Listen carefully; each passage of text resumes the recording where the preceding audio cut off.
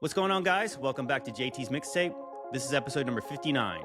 And if you guys are enjoying these podcasts, please give me a 5-star review on either Apple or Spotify. And if you're watching on YouTube, please hit that subscribe button. Thank you.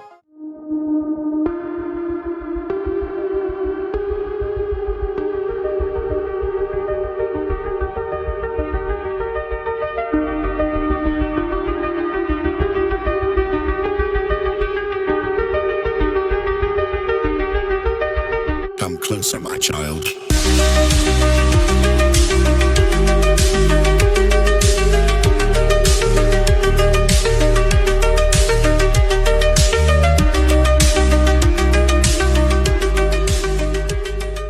What's going on, y'all? This podcast is brought to you by Modern Roots Life. Modern Roots Life is a Christian-owned and operated company, and it's bringing real health back to its roots. They offer powerful, all-natural health supplements such as beef liver, cod liver oil, beef tallow, magnesium, and mineral-rich salts, all sourced the way God intended. Clean, simple, and from the earth. So whether you're looking to boost your energy, restore mineral balance, or just fuel your family with real nourishment, Modern Roots Life has got you covered. Guys, in this community, we're trying to get healthy in our mind, in our body, and our spirit. So don't neglect your health. If you want more information, check out modernrootslife.com and check the link in my description. You know, people often ask me how they can support me. Well, I think it's pretty cool if you can support me by supporting the people who support me, and you get something in return. And being healthy is a pretty good return.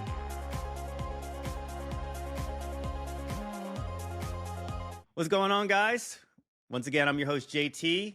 I've got Brian, Demon Racers. What's going on, Brian? What up, what up? And I've got AA Ron, Tune Thy Heart. What's going on, brother? Yo, yo, yo. You guys ready What's to do up, this? y'all? Yeah. We're going to talk a little bit about 'tis the season to talk about Christmas, and maybe we'll mention Hanukkah too. So, yeah, I mean, it's kind of all in the news now where, of course, Erica Kirk is promoting Charlie Kirk's book about keeping the Shabbat, the Sabbath. And we talked a little bit about that. We talked about how the book cover is really odd, the way it's presented, the way that the lettering, where you have stop, of course, in small font in white, in the name of God. And then it just always says God real big, but it looks like stop God. And it's based on keeping the Sabbath, how it's going to change your life for the better. So weird. Well, what I find weird about that, other than because I saw the same thing you did. In fact, I didn't even see your guys' podcast, and I sent that picture. Yeah. And Brian's like, JT just said that tonight. And then, what I find interesting about that is like God is a title, right? Like it's not a name. So like, why did they choose stop in the name of God? Like, why not stop in the name of Jesus? Or stop in the name of the Lord. Right. Right. Like, it's just very interesting to me that they chose God, because that is one of those Luciferian words that are interchangeable for them. Mm. I say them. I just mean, I'm not accusing, we've got our We speculations. know what you mean by they. Yeah, we know. What do you we mean, know what you you people, mean. Aaron? Exactly. So I find that interesting. No, I think it's telling. I think it is telling because that's the same thing. We talk about the dollar bill that says "In God We Trust," and of course, Yeah, what God is that? into the innocent, to the naive, they would say, "Of course, they're talking about the Most High God." And that's God of the typically when I Bible. refer to God the Father, I just call him the Most High, because Yeah. then you know exactly who we're talking about. But The when you just say Creator. God, and of course, I do say God bless and things like that. But I guess depending on the kind of person you're hearing it from, yeah, like which God are they talking about? Because when you Mhm. have the Illuminati eyeball on the back of the dollar bill, is that really talking about the God that we serve? You know, and we often talk about this. We talked about it on Ancient Angels, and I've talked about this many times. Part of my awakening, I did realize that the gods of the other religions are not just imaginary. I mean, they're false gods in the sense that there is one creator of all things, and that is the God we serve. But there are many gods, and that's why the first commandment is They are little have G gods no for other sure. gods before me. Not because there's not gods, it's because there are. You know, they're all false in the sense that they are trying to usurp the creator. But I think it's important to know that. And it's important to, again, be as wise as serpents and innocent as doves. Knowing not everybody serves our God. It's definitely very important. I mean, even in the Old Testament, it mentions specifically the words false gods many times. Absolutely, absolutely. So yeah, I mean, that's the thing. It's like when you get into like this kind of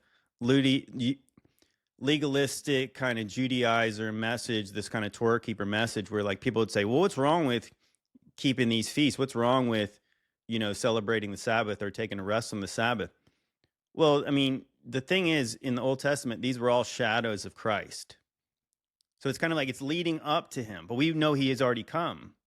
So knowing that, then trying to celebrate these traditions, that the people who celebrate them deny Jesus outright. I think that's important. As if we're still adhering to the old law. Right, exactly. So check this out. This is actually a really interesting video because this is about Hanukkah. Can Christians support Hanukkah? No, and here's why. Many claim Christians can support this holiday because Jesus celebrated it in John 10:22 through 23. But is that true? No.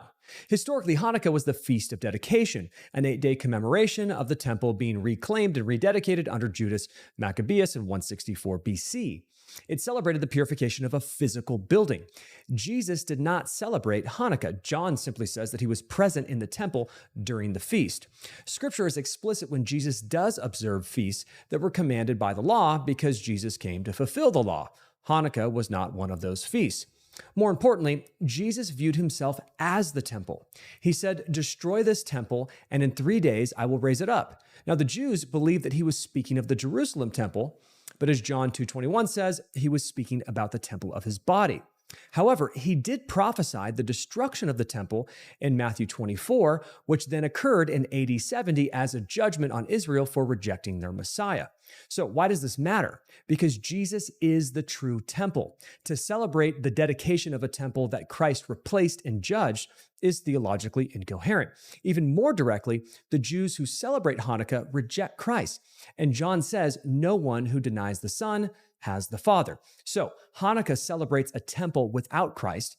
Christianity confesses Christ as the true temple. The two are not compatible. Excellent Not video. much to say there. You guys kind of says it all. It's pretty clear. Yeah, very concise.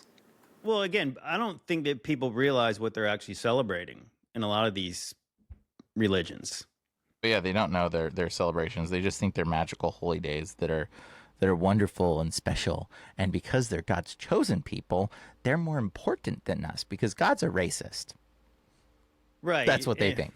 Yeah, exactly. And I always point that out is the fact that, it says when we're in Christ that our names were written into the Lamb's Book of Life before the foundation of the earth was created. So who's actually chosen? If your name was in there and you're in Christ, then you are God's chosen people. You're God's people. You have the right to be called a son of God in the resurrection. That's important, and we should definitely not lose sight of that and give somebody else that title who rejects Jesus, who, again, if you reject the Messiah, you reject the Father who sent him. So there's no difference between a unbeliever in any kind of other bloodline, and there's no difference in somebody who's a believer in any other bloodline. Let's check this out. Christ. Isaiah 19. I just want to read this. It's a pretty cool verse. It will be a sign and a witness to the Lord of hosts in the land of Egypt. When they cry to the Lord because of oppressors, he will send them a savior and defender and deliver them. And the Lord will make himself known to the Egyptians, and the Egyptians will know the Lord in that day and worship with sacrifice and offerings, and they will make vows to the Lord and perform them. And the Lord will strike Egypt, striking and healing, and they will return to the Lord, and he will listen to their pleas for mercy and heal them.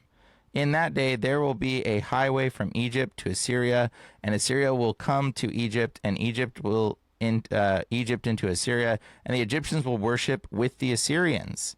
It says, wow, isn't that crazy? In that day, Israel will be the third with Egypt and Assyria, a blessing in the midst of the earth, whom the Lord of hosts has blessed, saying, blessed be Egypt, my people, and Assyria, the work of my hands, and Israel, my inheritance.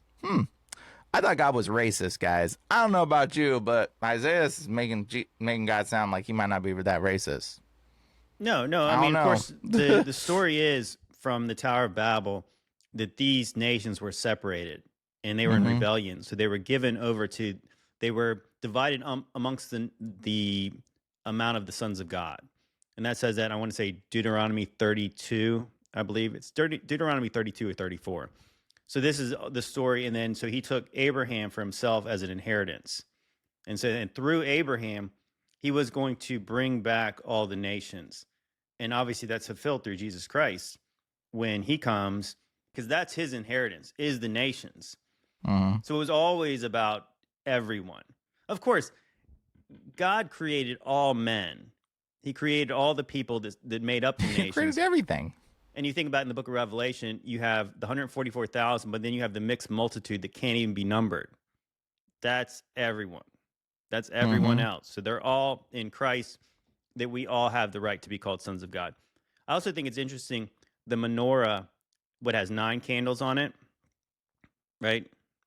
Yeah, and the Hanukkah menorah has 9 candles. So here's your classic Hanukkah menorah. And of course you have, well, you got the Star of Remphan here, and you have, see, 8 on here, and then you have the one in the middle. Well, the lampstand biblically has 7. So it's not the biblically correct lampstand. It's based on, obviously, this oil that lasted for 8 crazy nights, whatever they say. And now they have created this tradition where this replaces Christmas for the Jewish young boys and girls, right? Where they get presents for 8 days. We get them for 1 for Christians. I think that's interesting, yeah, because that menorah is not biblical. And it's also interesting, I know in the Ancient Roots of Life podcast, Josh and I talked about this.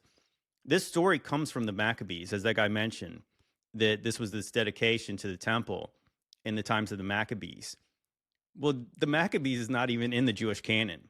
It's not even in our canon, according to the Protestants. It is in the Septuagint. I think it's interesting that story is really not even validated fully by the Jewish rabbis.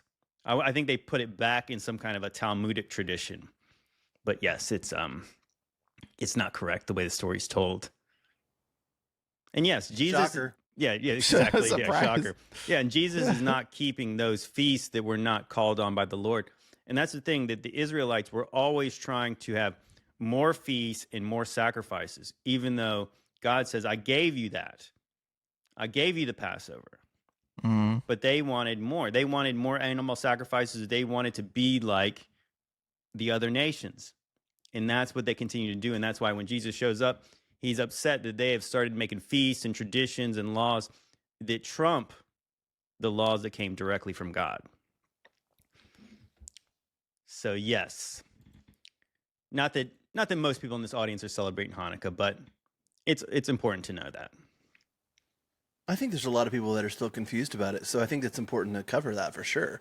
I think there's a lot of people that have, either roots or family in that, and they might still kind of be on the fence with some of that stuff, thinking that it's harmless or it's not really a big deal, or they just don't fully understand it. I mean, I can't tell you how many people I've known that celebrate traditions they don't understand, they never looked into. It's just what their family does. So yeah, it's very important to discuss this stuff. And I know a lot of people in the audience, they're probably saying, well, Christmas is pagan too.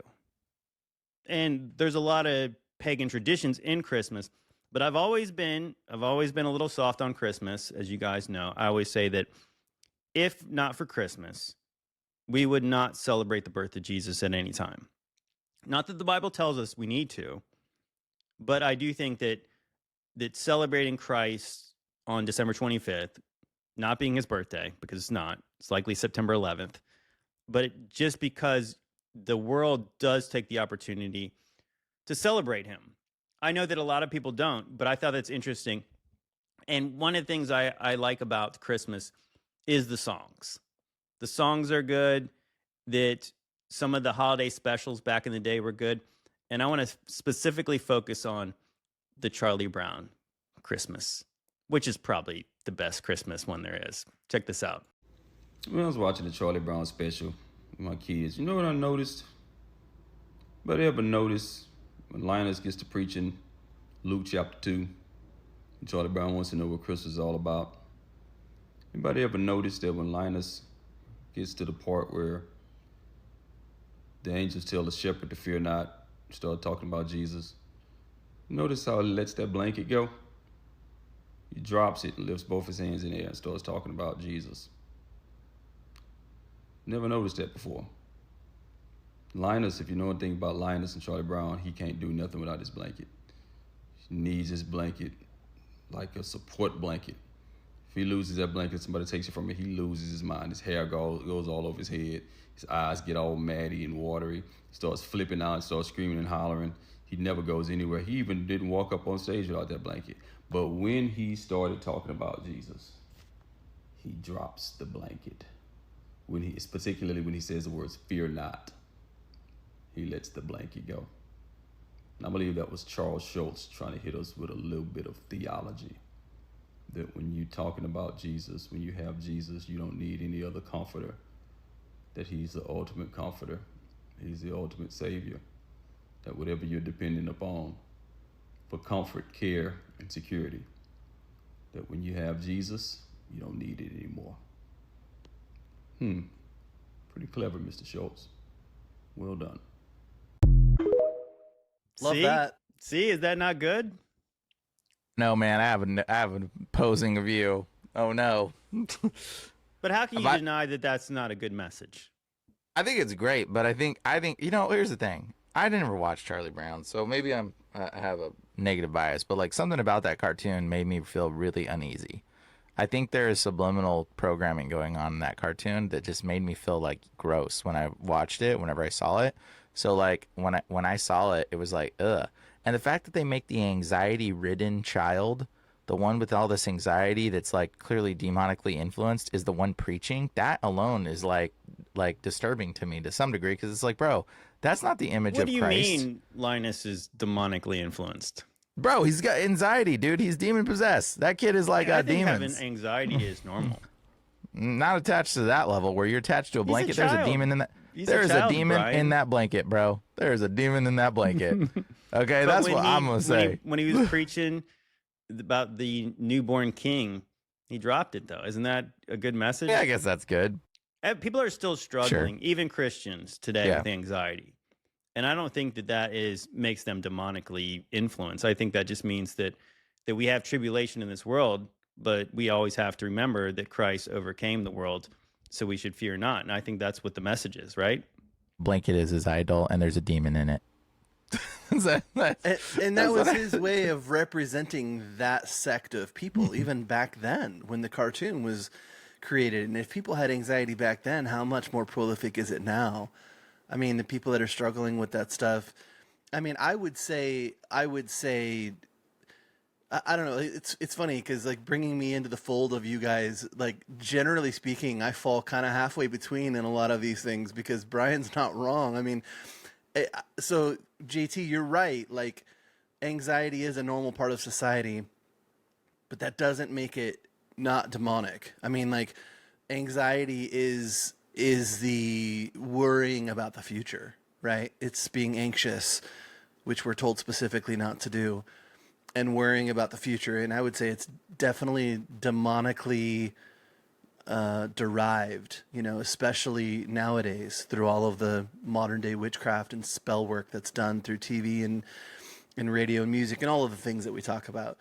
But I would also say, like, you know, for the sake of that cartoon, that he just represents that sect of people, because there's always been that, there will always be that, and there are people that struggle with it, obviously, more than others. Let me say. So this is what I deal with like all the time, guys. When I see a lot of Christians that are trying to serve the Lord in some capacity, and they've got a whole lot of demons influencing their life, they're always these type of people. There's a type of people where their life's falling apart.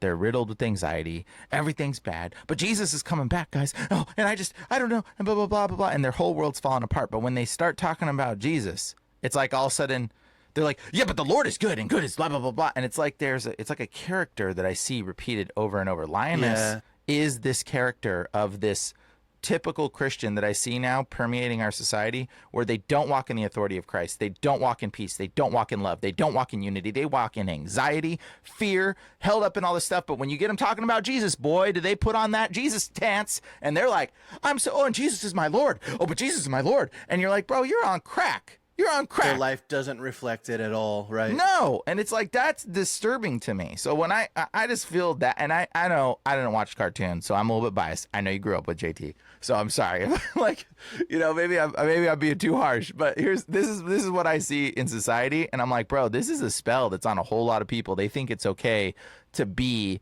just this riddled with torment person, but when you talk about Jesus, everything's good. And it's like, dude, I see it all the time. And it's like sad to me. It just seems sad to me. That's all.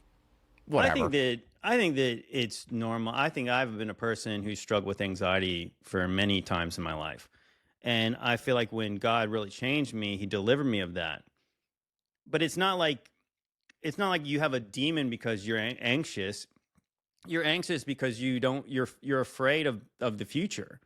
And then so when you find Jesus, you can have peace from that anxiety, but I think that when you have the letters from the apostles telling Christians not to be anxious of anything, it's because being anxious is not unusual.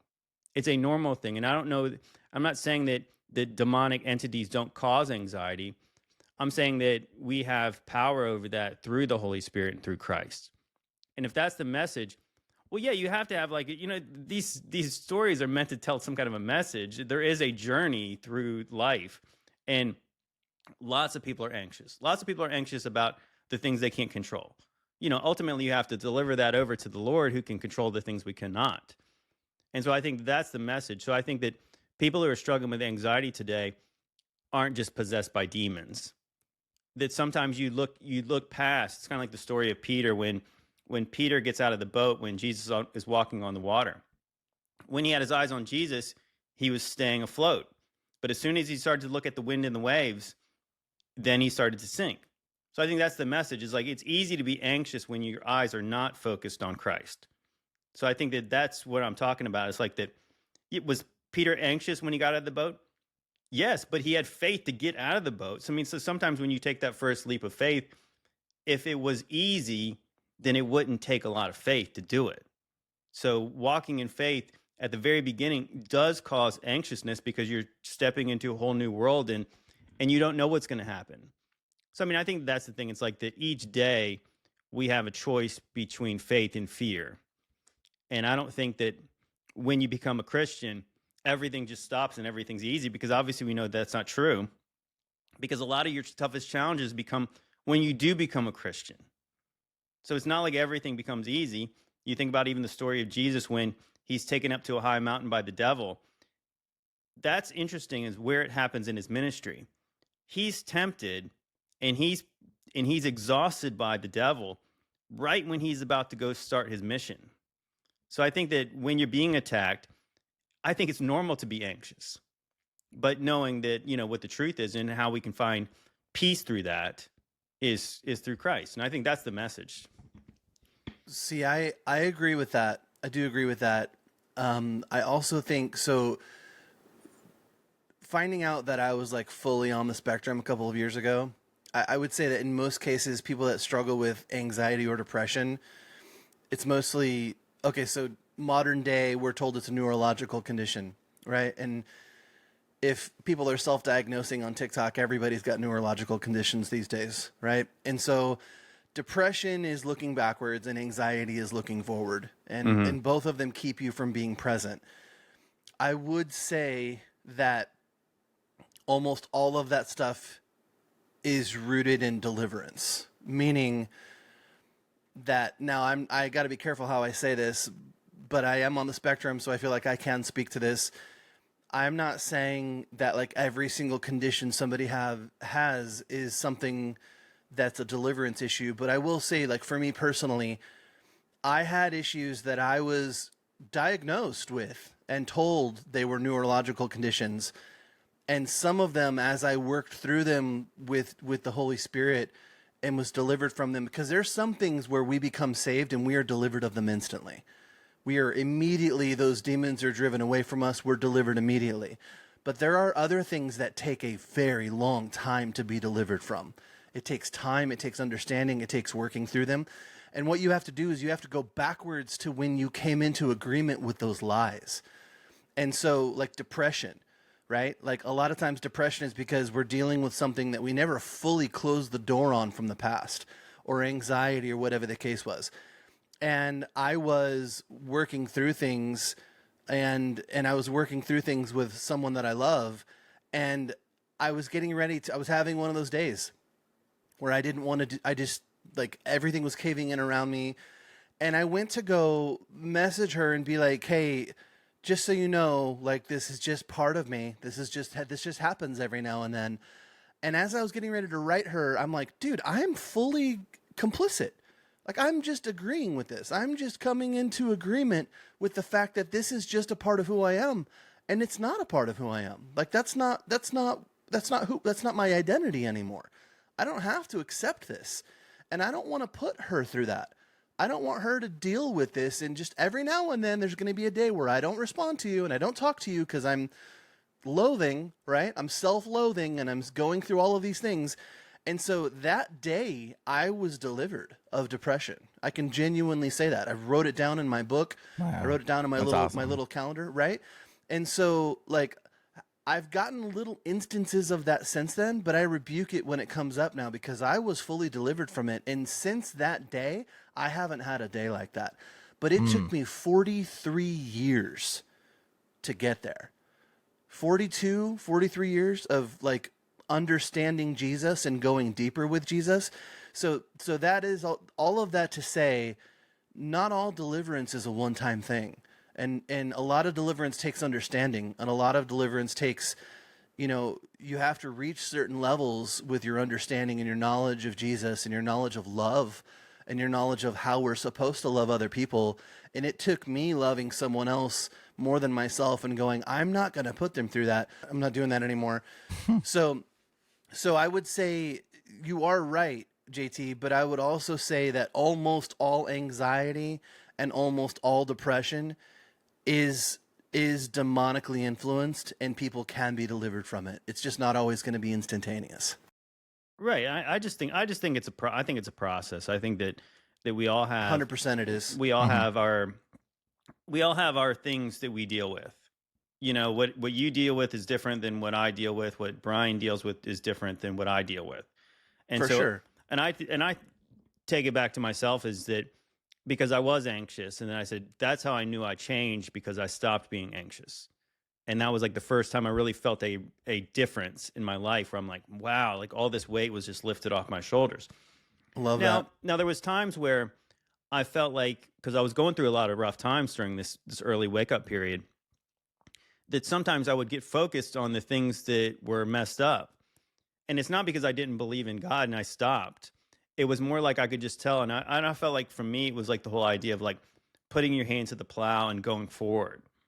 Because when you go forward and you're kind of focused on other people and kind of like with the God's mission he's given you, then you forget about your problems. And I realized that that's kind of what really helped me. And that's probably why I'm here podcasting now, is because if I just focused on me, well, then those problems get bigger. They don't get smaller. You're not going to just figure it out.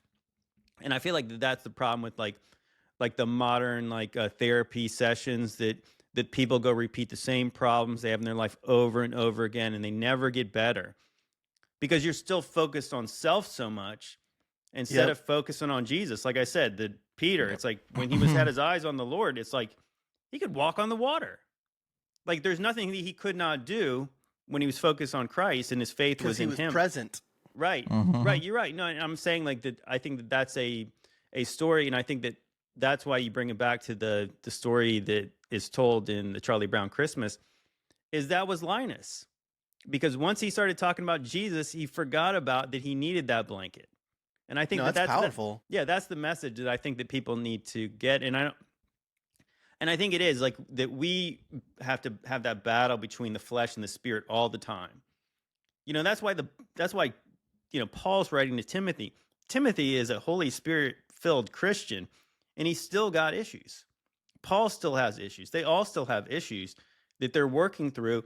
And we need each other, for one, to encourage us when we're down. We need each other's prayers, because if we all just accepted Christ and everything was perfect now, then we wouldn't need each other. But we know that we do, and we need the Lord. And I think that's the kind of the message I always kind of get from it, is like that when you feel like you have not fully arrived, you're right. Because if you had, then you wouldn't need to pray. You wouldn't need be alive. Yeah, you wouldn't need. You would, and you can't really relate to people when you are like you've got it all figured out. I mean, I think that each day I've figured out more, but yeah, there is always that thing where, yeah, the wind and the waves in this world does start to scare you, and it is. It's like that. Also, Paul told Timothy, he said that we have not been given a spirit of fear, but of power, love, and a sound mind. So he wouldn't need to tell him that if he wasn't struggling with the idea that there are real reasons to be afraid of things in order to encourage him to not be. You know, you said something really profound that I have to tell people all the time on a deliverance call is people are like, well, my Lord, my world is just blah, blah, blah. I'm like, stop thinking about you. Like, Right. And I tell people this all the time. You. Bro, and I had to tell people, like, you cannot be a Christian and be a hermit on a mountain by yourself. It don't work. Like how many of the 10 commandments are about other people? 6. 6 out of 10 commandments are about how you treat other people. What makes you think you're going to be some Christian by yourself as a hermit on the mountain? Like, it ain't going to work. Like, you're called to love other people. You're called to serve other people. And when you don't serve other people, guess what? You get all gummed up. You get all the negative emotions. You get all anxiety and depression, all these things. But when you start serving other people, you don't have time to think about yourself. I don't even know. Like, I don't think about what I'm doing. I'm focusing on helping other people all the time. I don't even focus on what I'm doing. And then, like, life is, when you serve other people, that's the point of this life. You're called to love other people. And that's like why it's the greatest commandment. You know, that's why this is like, Well, love that's the how Lord you show your God you with all love your God. And that's Yeah. like, that's really the only way you can show that you love God, is by loving each other. But I do gotta say one last thing is that Lioness, his name's Lioness? Don't say it starts with lie. Lioness? Come on. His name is Well, think about it. Lion, and he's the weakest. So the lion's supposed to be brave, and he's the most cowardly character, and his name is Lioness. He wasn't cowardly then. He got up on the stage Yeah, and started preaching Jesus. And he was idolatrous, following his little blanket, worshiping his little blanket, love, and then all of a sudden he's like an image of Israel. Actually, what? Like, he's like a reflection. Oh gosh, Brian, he's not the image of Israel. He's the one who's preaching Jesus at the end.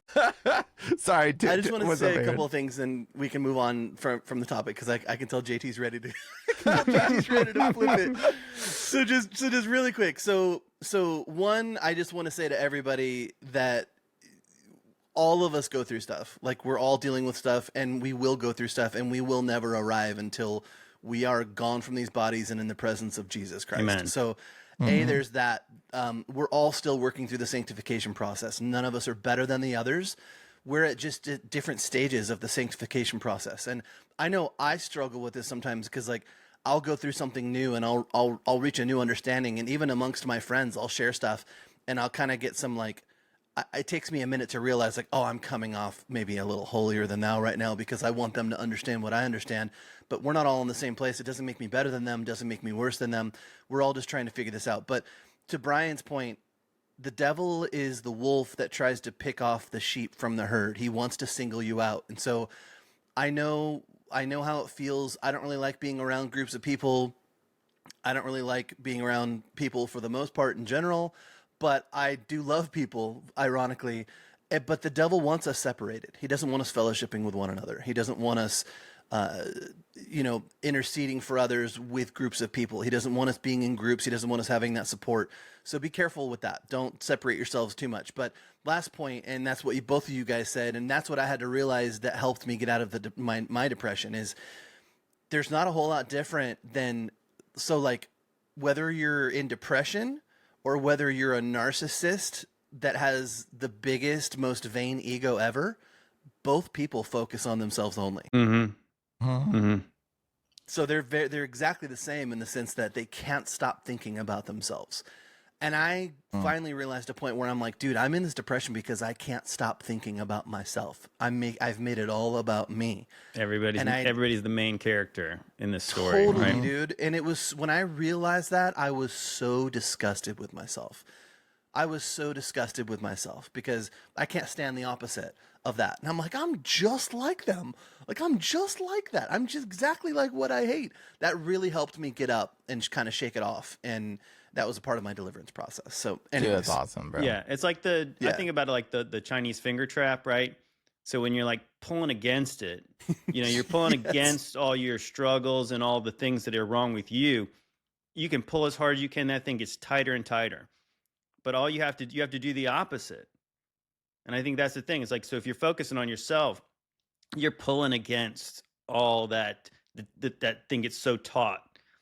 But when you actually do the opposite, do not dwell on yourself, dwell on other people, think about what you can do for them, you get released from that trap. the minute we receive the Holy Spirit, dude, the minute we come into that relationship with Jesus, it's no longer about us. Amen. Amen. Isn't and that's the one thing I finger trap learned is about. such a good example because the Chinese finger trap, it's easier. Like you have to you have to push and do it, but you can also have someone else hold it and then you can pull your hands out. So that's interesting. So if you have some help. Yeah.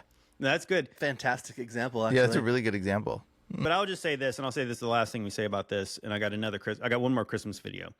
Is that is that when you read the Bible like a devotional would read it, that it's all about you. There's a lot of books you would not read. And I learned this a long time ago, was that certain books you would just never read because you'd be like, how am I going to get anything for me out of this? But the Bible is not about you. It's not about me. It's about Christ. It's the story of Christ and the redemption of all of us. So I remember just trying to read the Bible with the mindset of, I want to know more about him. And if I read it like that, gosh, the Bible speaks to you in a whole different way. And of course, then you can try to figure out how you fit into this story. And that's the thing. We want to just be on the team. We know the winning side. We want to be some small part of this winning side. And I think Me and coach. Right, exactly. It's like if you're on this team, I don't really want to be a bench warmer either. I want to play. But at the same time, I know that we all have a role to play in Christ. But the story is not about you. You can be a part of the story, but it's not about you. So anyways, I got one last Christmas video, and I thought this one was classic. People often talk about the war on Christmas. We're not allowed to say Merry Christmas anymore. I think this video is excellent. Merry Christmas can go either way, and I hate to offend people. So this whole last holiday season, I didn't let out one Merry Christmas. That's true. Instead, I said, may the birth of the one and only true God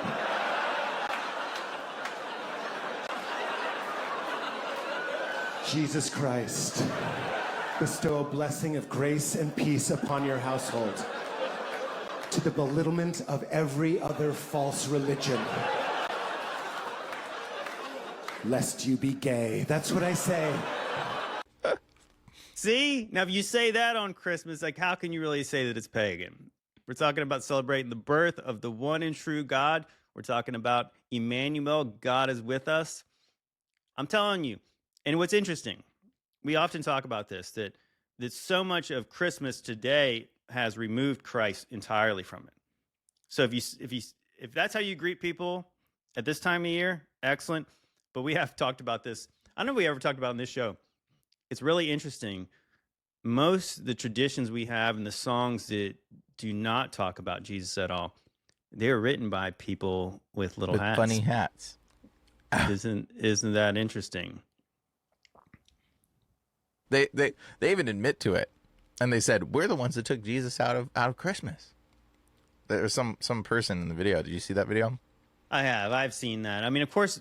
I mean, it's something that we all as Christians have noticed. And before you probably ever got to like the idea that, oh, this is all pagan stuff, the Yule log is some kind of satanic witchcraft thing and all that stuff. It is, by the way. But what's interesting is that when I was first kind of getting it, maybe as I got older, after I got out of my childhood state where I had my own kids, and I just thought about how gross Christmas is when everyone's just ripping through presents and the kids don't care. Like, you know, they're getting so many different gifts. And of course, this might be just because I have a privileged upbringing. Maybe not everyone got so many gifts, but when I started to see it like that, where the kids would just not even really care because it's only like, what's next? What's next? That appetite is never satisfied. Losing their presents and the wrapping paper on the ground before Right, they grab their next present. people. They're not looking at who gave it to them. They're not thanking the people. You have to remind the kids constantly, hey, who was that from? Go over and say thank you. Give them a hug or something. And I just thought, like, yeah, this is gross. Like, you have this jolly red fat man whose name sounds like Satan, who's getting the credit. Or yeah, maybe was. The point is that he is kind of if you know, Saint Nicholas was ever a real person, which I don't even know if he was. It is interesting that, yeah, we talk about often, could New Jerusalem be at the North Pole? And then we have this stand-in who's surrounded by elves, and he makes presents. Elohims. He sneaks in your house and he delivers presents. And then so even today, people would like have presents from Santa Claus to their children, but they're lying to their kids, obviously.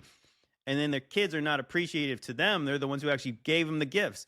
What a friggin' scam. And I just thought like that yes, now Christmas is a time of anxiety for people who feel like, oh gosh, I don't have enough money to buy for everybody. When typically in America, these people don't even need the things you're getting them. And you're going into debt in order to have a Merry Christmas. And it's like, yeah, that's why gross. People are depressed around the holidays. And that's why people are so anxious, because the more things cost, we're still buying crap for people who don't need it. And they don't even really appreciate it. I want to tell you something about Christmas right now. I'm going to tell you guys something very interesting that is very important.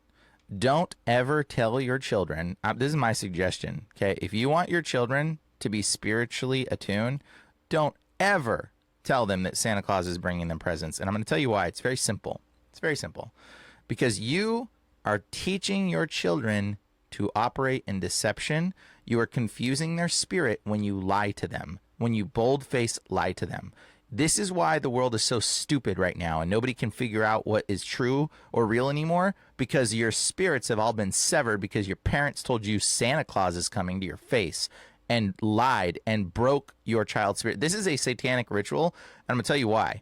I'm going to tell you why the Santa Claus thing is so deceitfully evil, because you have a spirit inside you.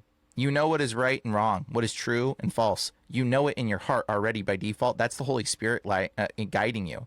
But when the person that's your protector, the person that's in control and love and supposed to be your guardian, comes to you and bold-faced lies to you, your child knows. You don't think your kid don't know when you tell him Santa Claus is coming to bring him presents. He knows. She knows. They know that you are lying to them, but you continue, and you know what you do to your child? You break your child's spiritual discernment, and that's why everybody's freaking retarded right now, because they all been lied to straight to their... I know, I'm not even joking. I know it sounds insane, but you were told Santa Claus is real, and you have no spiritual discernment. It's been broken in you because your parents lied to your face, and that breaks something spiritually. There's a spiritual component you guys don't even see and don't even recognize, okay? I know I'm getting all woo-woo seeming like because I deal with this stuff, but let me tell you right now. I was just smiling because of the word you used. Yeah, well, but I'm just saying, like, this is so real, guys. It's so real. Your child feels that lie, and you say, no, it's Santa coming. And you think it's funny and cute and whatever to deceive someone. What's wrong with you? What is wrong with you?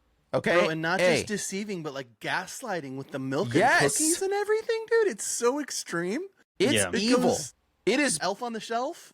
Yep. Woo! It is so demonically evil, and I know you guys think it's innocent.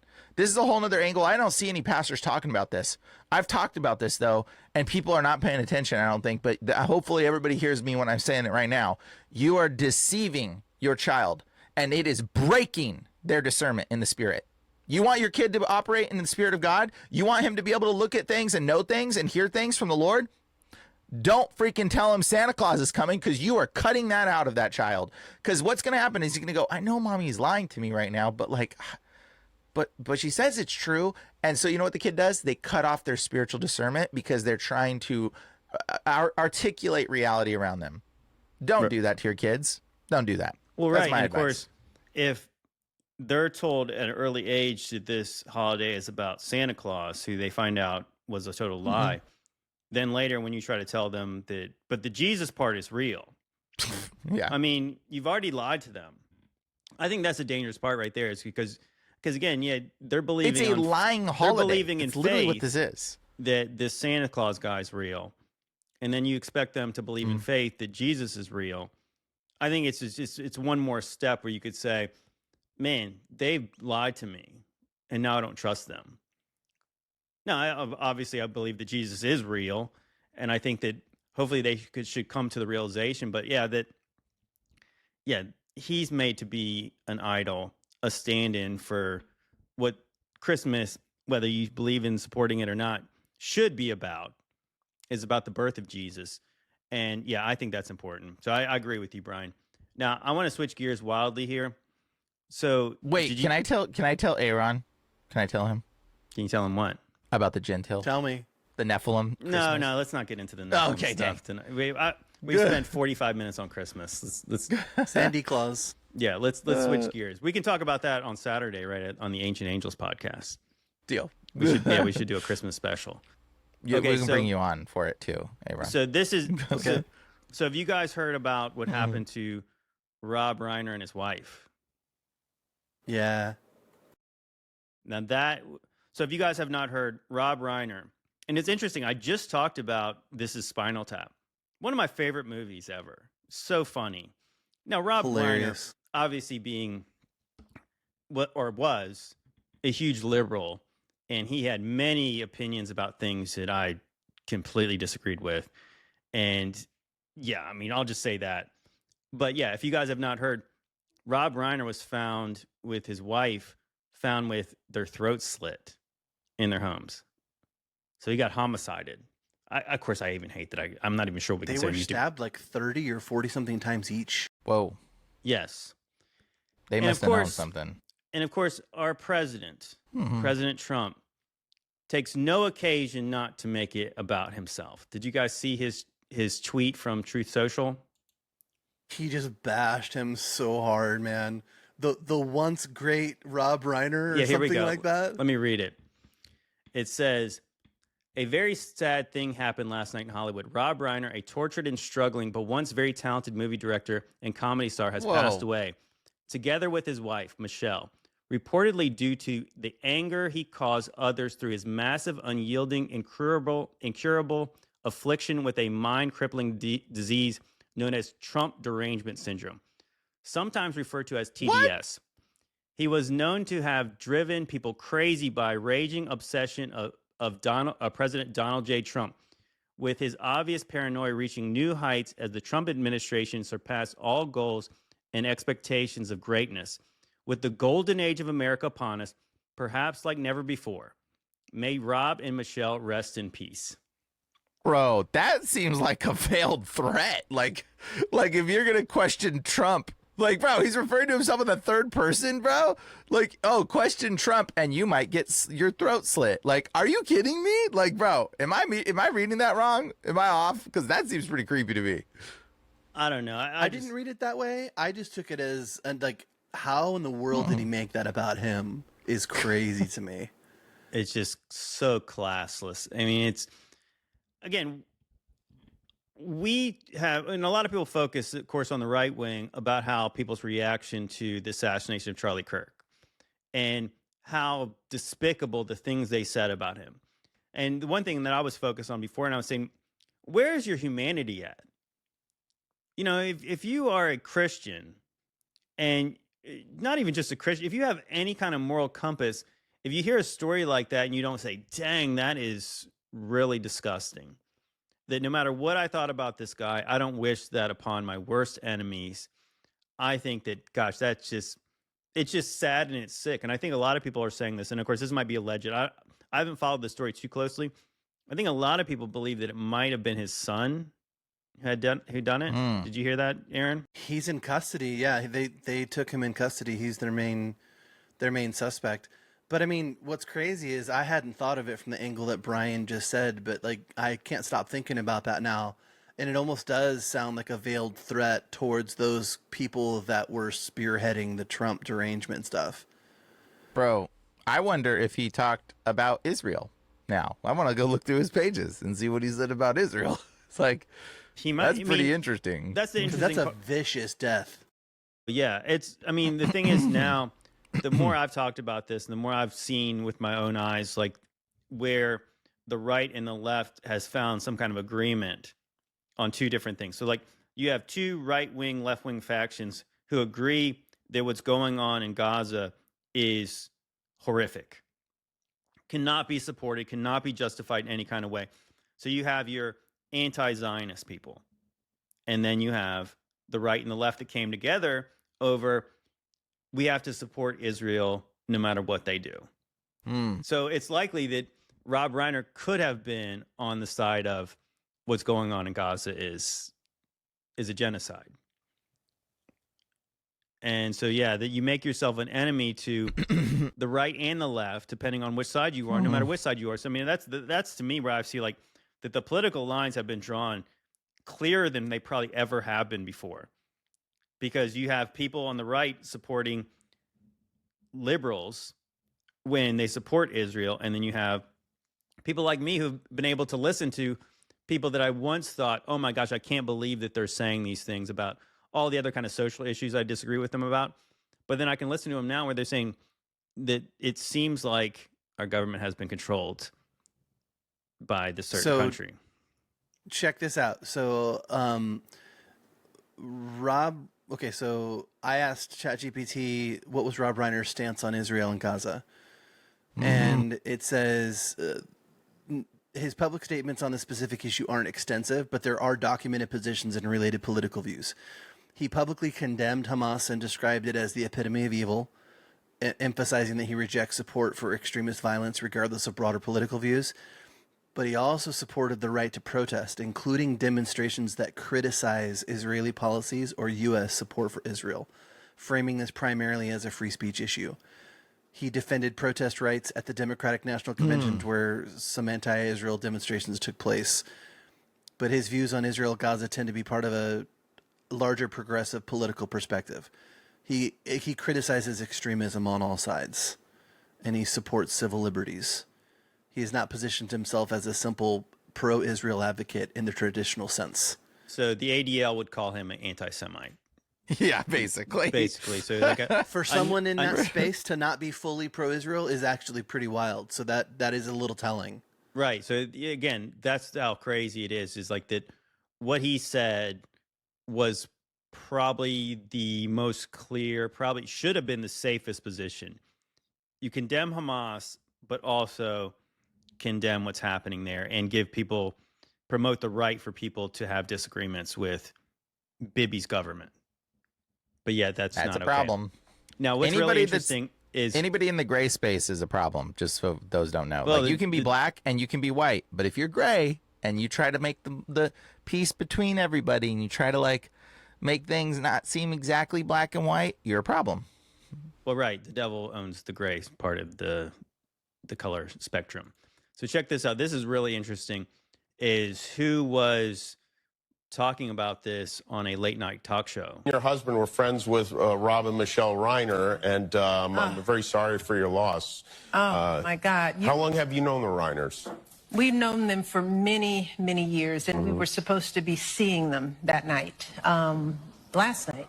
And we got the news. And let me just say this, unlike some people, Rob and Michelle Reiner are some of the most decent, courageous people you ever want to know.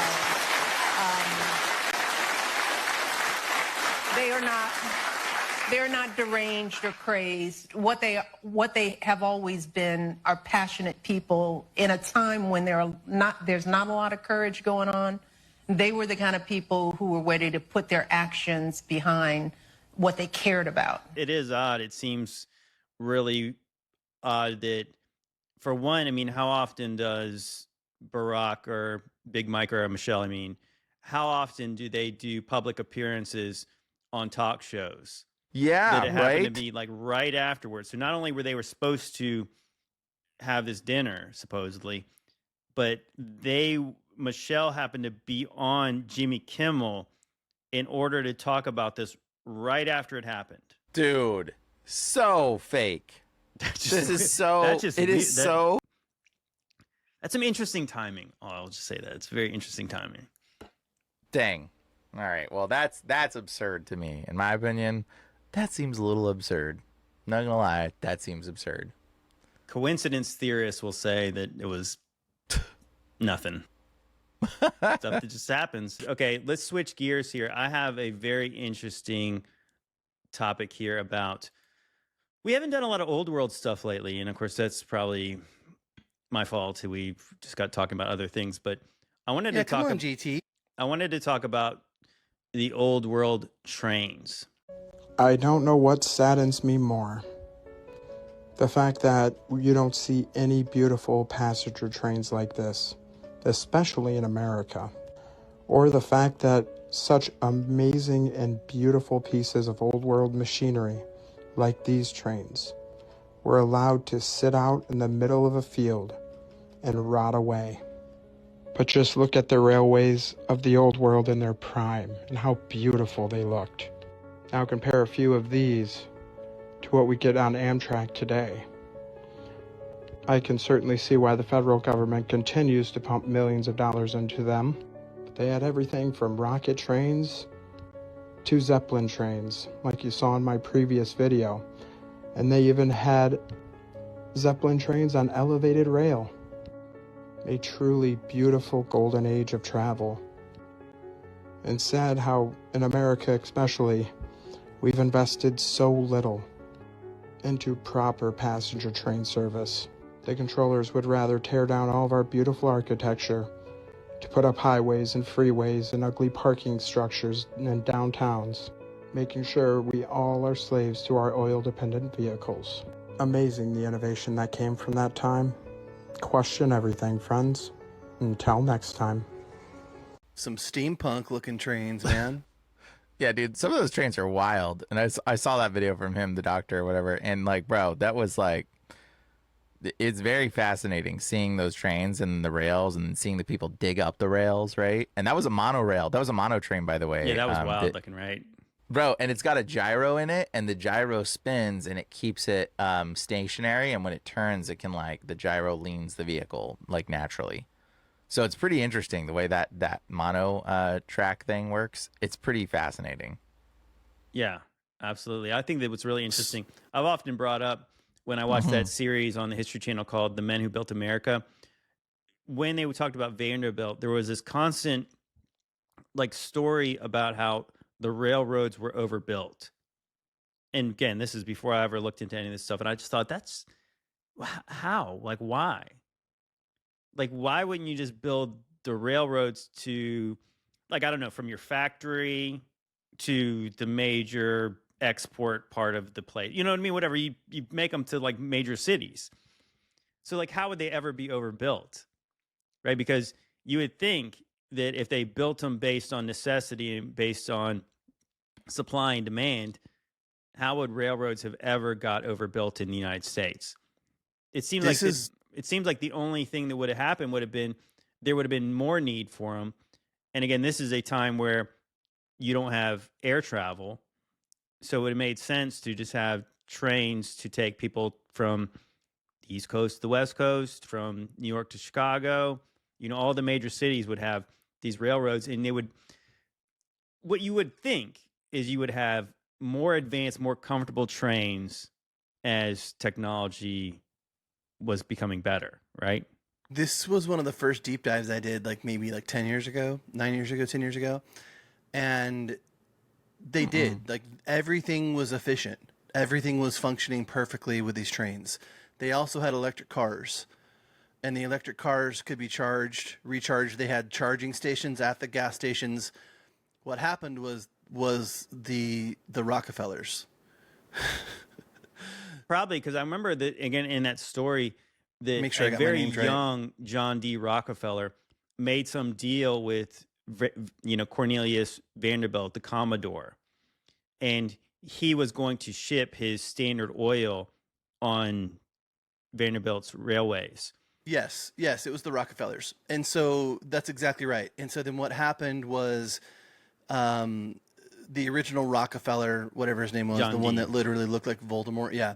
Isn't it interesting that his name is John D, like the mystic that was connected with, was it Queen Elizabeth way back in the day? That is pretty wild. John D. Mm-hmm. So he looks like an alien in his older he obviously became he does, dude. He became the oil tycoon, and he ultimately ended up putting I think America's first transportation head of transportation or Department of Transportation in office. He campaigned to get one of his CEOs in office as like one of the first transportation administrator of transport. I forget what the verbiage is, but you can fact check me on this. I did extensive research on it. But he got him into office. Shortly after getting him into office, they started putting roadways in, and they started bringing gas-powered cars into the mix, and they started eliminated a lot of the train tracks, and they eliminated all of the electric railways, and they eliminated the electric car. Yeah, that's interesting. It all happened in that succession. You kind of wonder too. So, I want to say it was in Back to the Future 3. Of course, they have that very steampunk futuristic train there. But we know that trains were steam engines. And so based on steam power, that's how they worked.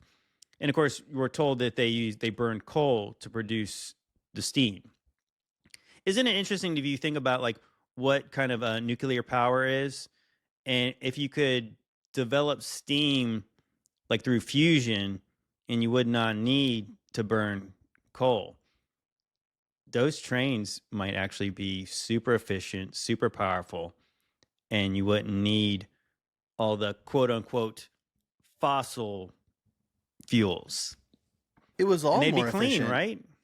Yeah. And tell me why everyone doesn't know we had electric cars in the late 1800s. Like, how is that not common knowledge? And Aaron knows about trains because he said he was on the spectrum. So I believe Aaron. No, but I'm just That's saying. hilarious. No, of course, I think the main reason we don't know about this, and this is why people often ask about, like, why would they have tried to hide certain technologies? Like, even, one of the most famous conspiracies is that the guy who created a car that ran on water. And you're like, why wouldn't that be allowed to happen? You're like, have you guys ever heard of the oil business? Have you ever heard of the petroleum business? Like, that is exactly why they wouldn't want that. So even the modern electric cars, they're still powered by power plants that are using the same kind of old fuel.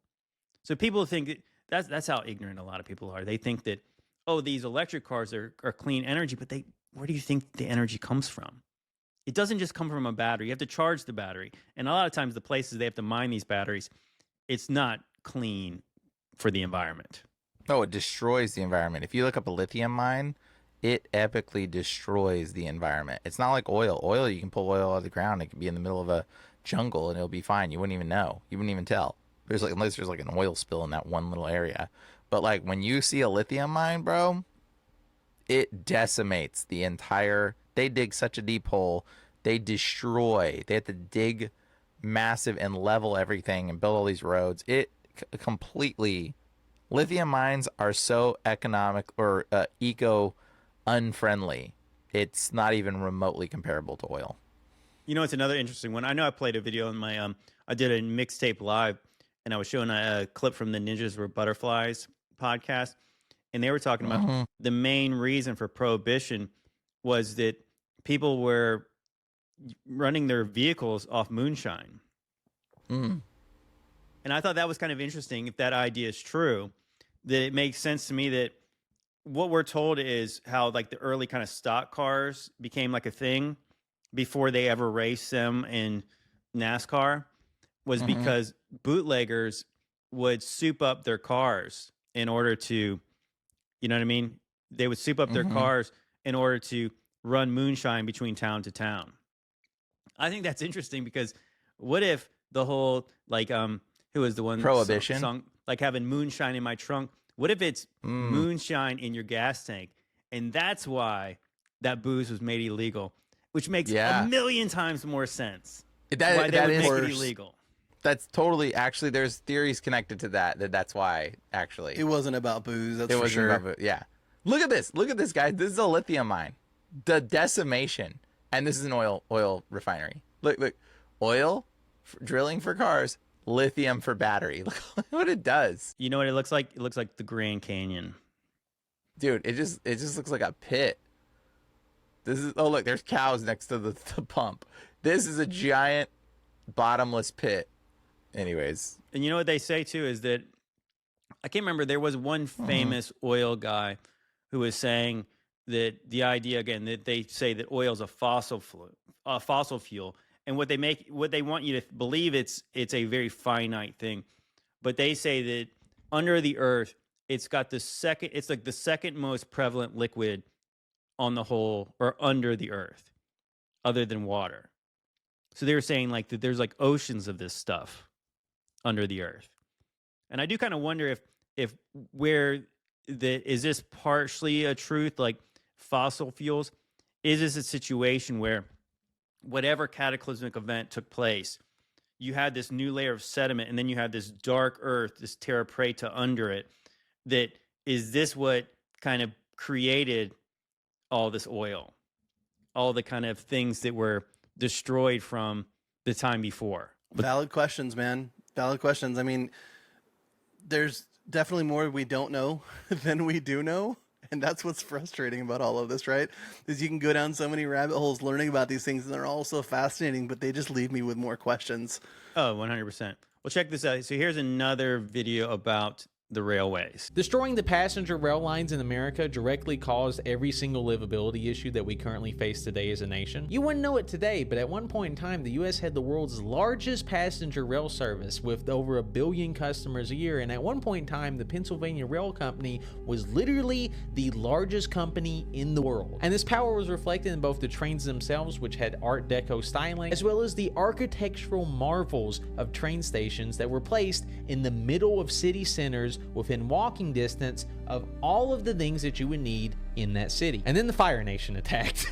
Specifically, this man, Henry Ford, and other automotive bigwigs started lobbying city planners to start constructing their cities not around people, and definitely not around trains, but around the automobile. And what we got was this, where huge parcels of every single human civilization is devoted not to like gardens, not the parks, not to even like office buildings or money-making centers, but the parking and the cars, car parks, places where cars get to go and play. Because everything is devoted around car world, nothing is devoted around human world. So there's nothing within walking distance within most cities. You literally cannot operate if you do not have a car. Car-centric city planning and debilitating regulations that were put on the rail industry at the height of its power resulted in this, look how they massacred my boy image. And what did we get for this trade? Statistically, 25 minutes of time in this every single day for the rest of your life. But I don't know, man, maybe one more lane actually will fix it. Follow for more stuff you can't stop thinking about. That is an excellent point. That is, it makes so much sense that if you really think about it, if cities were planned around people and not cars, you wouldn't need cars, but you need cars because they're planned around cars. Because if you look at, again, we talk about like the old Penn Station. I know Brian and I talked about it probably almost a year ago, probably now. We talked about these crazy train stations in like Michigan, and these things were incredible looking. Like even look at I want to say the train station, the metro station in DC. These things are epic. And if you think about it, if you had, the cities would not need to be spread out as much. You could get right in and out of them. And of course, also, and maybe this is a little teaser for what we're going to talk about next, is imagine if it was underground trains. If you could do that, like how easy it would be to travel. And I just don't even, you just think about it. Yeah, like you see those images of those trains, and if they did make them comfortable, that would be so much of a better way to travel than flying, because flying is such a pain. So much more efficient. Yeah, so much more efficient. And think about it. You take someone that all they need is a ticket, right? All they need is a ticket, whatever that cost. But it probably didn't cost a whole lot for them to use the train all year long. Now that one person has to buy a car, they have to pay taxes on their car, they've got to pay for tags every single year on their car, they've got to pay for insurance on their car, they've got to get oil changes on their car, they've got to get gas for their car, they've got like well, in Virginia, you also and that's have to one pay person. You also have to pay personal property tax on your car every year. So you It can own really- the car outright. You paid taxes on it when you bought it, but every year you got to pay taxes on what it's worth. Mm-hmm. That It really is such robbery. Diabolical, dude. Dude, That's it's so evil because it's part of the rat race trap. Like, you pay to go to a job, to live in a house, to drive a car that you're paying for to get you to the job, to drive you back to the house to sleep. It's slavery. We're in modern day slavery, and the it's cars are usury. just a slave trap. And like, it's total slave trap. We don't need it. People didn't need it back in the day. You lived in your town, you had your life, and that was it. Now everybody needs a car to exist. And the reality is, in other countries, cars are not as prominent as it is here because they were built on an older system. But this system was designed to be that thing. And it makes you really think about the movie Cars. It really makes you think about the movie Cars, or that stupid Henry Ford movie that they came out with, where it's like every so often there's always like, or Fast and Furious. It's like every so often there's always a movie talking about cars, pushing this agenda of cars, it's brainwashing everybody into believing that they need a car. Because if the collective mindset said, hey guys, I'm kind of over these car movies, like I'm kind of over this car stuff, I'm kind of over this stupid cars thing that everybody thinks, and like if we just got that out of our mind, like, and did away with it, it would like start to change the space of our environment if we stopped caring. But they don't. They keep putting out these little stupid spell movies to influence you to be like, get a new car, buy a new car, movie Cars is so great, man, Fast and Furious, oh my god, read the car. So stupid, Brian. Pathetic. You know what's interesting? I just thought about this as we were talking about like alternative fuels for cars that we do have. Isn't it kind of interesting in those movies? They always talk about like they have these rice rockets and they're powered by nitrous. You know what I mean? Like when they want to hit the boost button, Nitro. they hit the nitrous oxide, and that turns it into like a friggin' jet engine or something. Yeah, that's a real thing. I used to know people that had that in their cars. Yeah, Right. Nitro. So my question is, and again, this is just me asking, I don't even know. Could that be a more efficient fuel that's cleaner than petroleum? Well, apparently it is a cleaner stuff, and it also supposedly damages the engine if you use it too much. I don't know. Well, I mean, of course it could, because the Modern engines. Their engines are not built for that kind of fuel. But what if they were? Like, you're using this nitrous gas Where do instead you get of nitrous oxide from? I guess from the air, right? I mean, I don't know where they get it from. Like, they get it from the firmament, I guess. From the firmament. They tap into the firmament Well, I mean, and drain it into I guess bottles. the point is that if you could, I mean, is that a limited resource? Like, what if everyone was using that to power their cars? Then we wouldn't need gasoline. Well, it's apparently more powerful, so you'd need Right, less of it. yeah. So if you use it in smaller doses. I've always thought this, of course, just when they first started coming out with hybrid cars, that actually seems like way more efficient than fully electrical cars. So what if you had just enough power that powers the battery, right? So you don't need to actually recharge it. Driving the vehicle actually is what powers the battery. And the wheels, I always thought, like, yes, the wheels regenerate, and they regenerate the power. You can put some fans on the top of the car to where the fans spin, and they just like suck in the power and charge itself. You have to think that makes sense, that a hybrid, some kind of way that something in the car powers the battery, so you don't ever need to plug it in, even if it is a little bit kinetic. of petroleum fuel. Right? Yeah, it's kinetic. So like most of the hybrids, like it uses the battery from like 0 to 20 miles per hour as you're getting going, and then the gas kicks in after that. And then there's like a sweet spot between like 20 miles per hour and like 25 or 29, somewhere in the 20s, where it uses the kinetic energy to recharge the battery. Right. Yeah, exactly. There is a way to build something that's super efficient, because the reality is this, like energy is spent no matter what. So like there is a way though to make the car like spend similar to very little amount of energy as it's using its collective energy. There is a way to do that, and it will just spend very little energy, but you can do something like that will cause make a vehicle go much further with very little effort in expenditure. And so, but we don't want to do that, because, you know, if you invent something like that, it would save too much money. It would save too much. Nitrous oxide. These things Nitrous oxide, by the way, comes from the soil and manure. Okay. Okay, so they're trying to get rid of the cows. It's natural. They're trying to get rid of the cows, and actually that's what's gonna eventually. That's the next thing to get rid of. Feed us cheeseburgers, and it could power our vehicles. Feed us cheeseburgers. Okay, I liked how cow farts and cheeseburgers. I like how that guy finished the video when he's talking about how we're stuck in traffic and one more lane. It's kind of like if they put one more toll lane, it's going to fix it. I got a perfect video to go along with that. So this guy in front of me has like a puppet and he's in the car by himself, but it looks like his puppet's like chewing him out. But I think he's just talking to himself.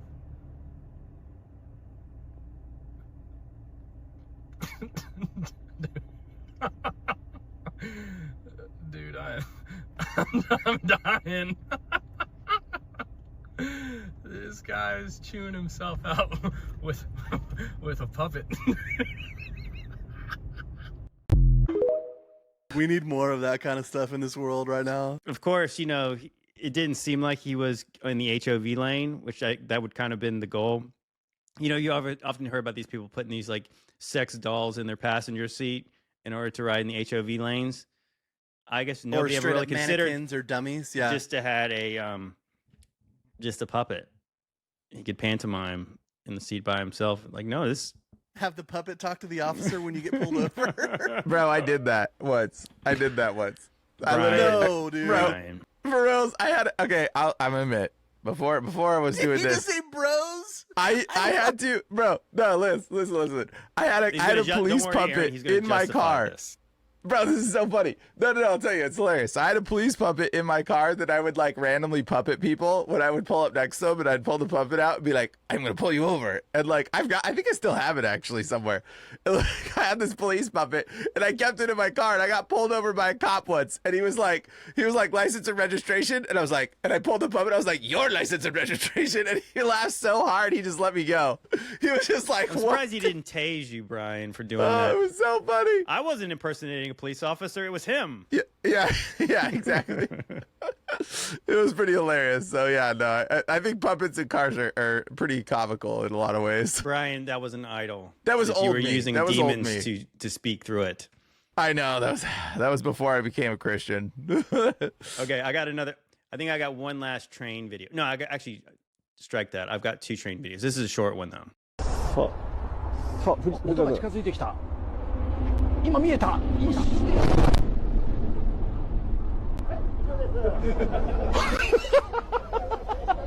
What's that again? 音が近づいてきた。今見えた。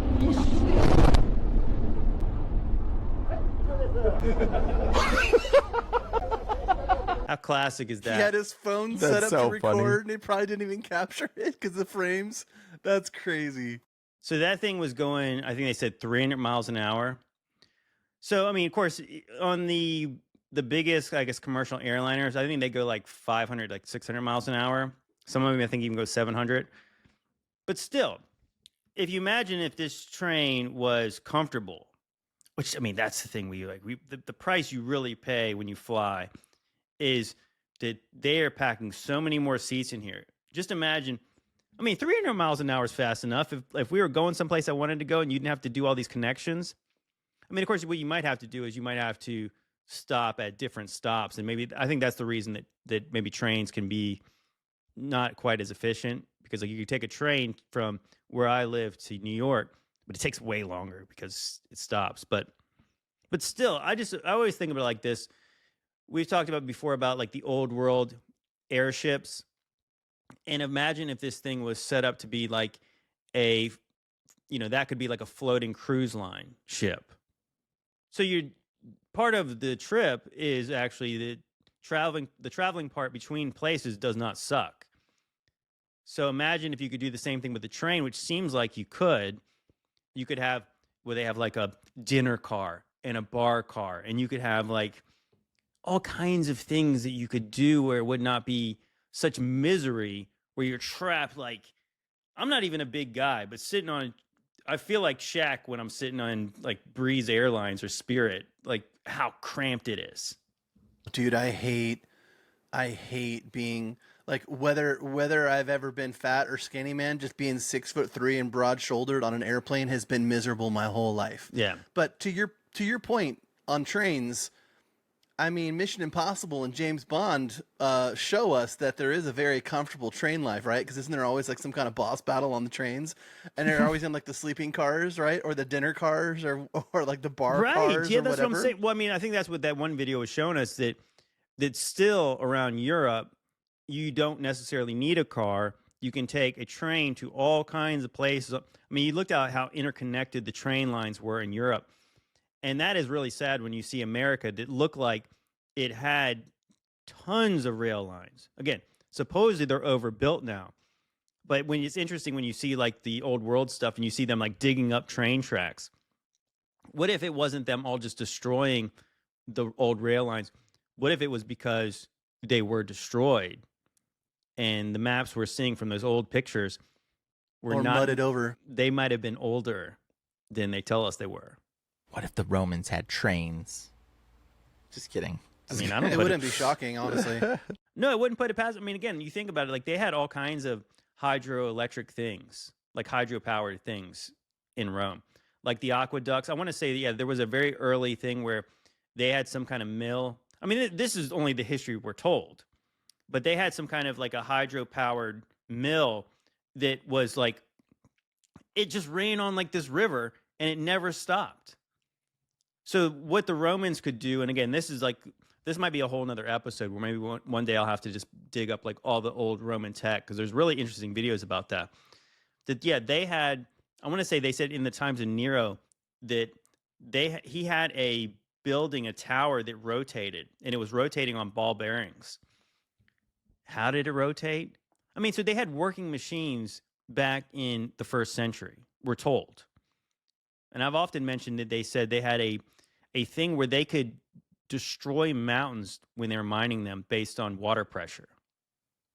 So if they could create that kind of water pressure, could they get some kind of turbine, some kind of an engine to move? Yes. Of course they could, yeah. Again, the whole thing about the Roman architecture is, I think it's kind of hilarious. Even our own kind of inconsistencies in this own space, where we look at the 1800s and we're like, there's no way they could have built that Greco-Roman building. But we all accept that the Romans built the Pantheon in Rome. And we only believe that it's not possible because of the textbooks that were presented to us when we were in school that taught us about our history. It's the only reason we believe that. Because everything we've learned as adults has made us look at it differently and say, they totally could have. Like, they absolutely could have. Well, right. The only reason we believe it is because somebody built it, and it's got Roman iconography on it. I mean, somebody did it. I mean, so it makes sense to us. And I always bring up the example of the research we did in Ancient Angels, talking about the megalithic structures. I mean, somebody built them. How did they get built? Definitely not the way they said they did. Not just using manpower and copper tools. So it makes sense to me that whoever built the pyramids had some kind of tech. The Romans had some kind of tech that we're not told about. And based on the history we're also taught is that we lost some of the Roman technology. So why would it be hard to believe that they had working machines? Some kind of working machines. So if they had working machines to build their structures, could they have had railways, trains? Maybe. Yeah, of course. No, I still think all, and this is maybe a sidebar conversation, but I still think all of those buildings, all of the intricate buildings were built with some sort of sound frequency. I think that there was some way that they had of amplifying sound frequency. Like, have you seen that one? It's like I don't know if it's a temple so much of it as it's like a straight up village that's carved out of one rock in the ground. But yeah, I've seen many examples like that. I've Yeah. seen a lot of that stuff. Well, yeah, dumb question in this place, right? No, of course. But, You know like, what I'm saying, like, there, you'd have to be more specific because, again, probably the craziest There's- one is that Hindu temple in India. That's ridiculous. It's like it looks almost like it had to be laser cut by some computer that just zigged and zagged and like 3D printed. Yeah, I don't know place. if this is the same one, but this one is like basically like a giant rectangle in the ground, and it goes down like you can go and visit it, and like you can stand on the edges of it, and it's like a maybe a 100 or 200 foot drop from the edges on the sides to the bottom, and there's ways down into it, but the whole place looks as if it was like 3D printer etched out of the stone from the sky. I saw a TikTok video on it a couple of weeks ago. I should have sent it to you, but the whole village, the whole place, and it's just like as intricate as it gets. And so it's like either that was done with some kind of like mega laser, or I know what you're talking about. The one in India it's the the K, colossal or colossi. Or... Yeah, I know. Like I said, I kind of thought I knew what you're talking about. It's probably this one right here. Yeah, the Colossi temple or something like that. Yeah. Yeah. That's absurd. It's like how do you even begin to carve down into the thing? And you can't make any mistakes when you're doing this. No, dude, some kind of technology was used to do that we don't have. It's again, all out of one stone. I think there's a pillar in there, I think, in that temple that has it's a floating pillar. Yeah, I know what you're talking about. Yeah, we've shown that before. Doesn't touch the ground. Yeah, it does not touch the ground. There are a lot of these temples, they have moving parts inside of them.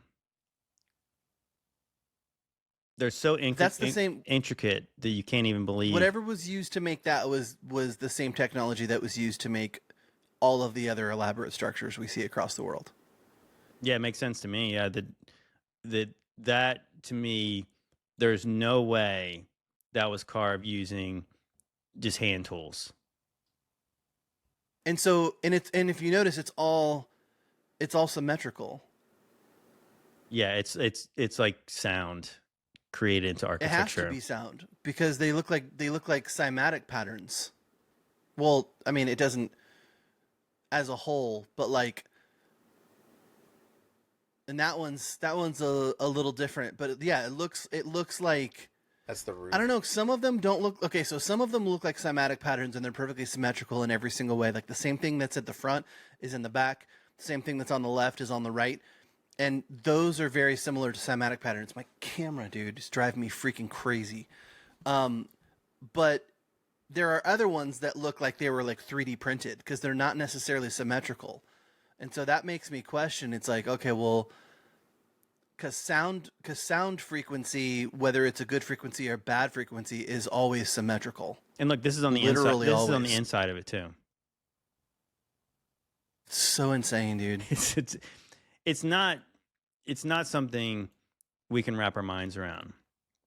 And anybody who tells you they know exactly how they did it is lying to you. Yeah, no one knows, man. We can only hypothesize. I could be completely wrong. I think it's interesting though. It looks like it kind of looks charred though. You notice how like it looks black. I don't know if that's just mold or is that burn marks. Well, I mean, think about the technology we've got, right? Like, I would imagine Brian probably has one or two. I know there's a few in this household, 3D printers of various sizes. And it's like, you can build the most elaborate, intricate things out of those. And some of them can even carve out of other mediums. And so I remember sitting there and watching, especially the resin printers.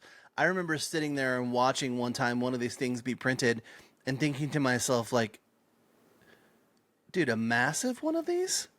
Like just an absolutely massive one of these could literally build a city in a day. Something did it, and it had to have a powerful like laser or something they could just cut through that rock like butter. But yeah, just even think about like when they were showing this little I don't know, they're like little animals on top of the thing. You imagine like you're creating this temple and somebody's like, I think we should put like a dog here. And they're like, what? This is already really complicated. Now you want to build like these animals on the top of it? Right. It's like, this is going to take forever. How long would that have honestly taken if they did it the way they said they did it? The hammer and chisel? It would have took so many lifetimes to do that.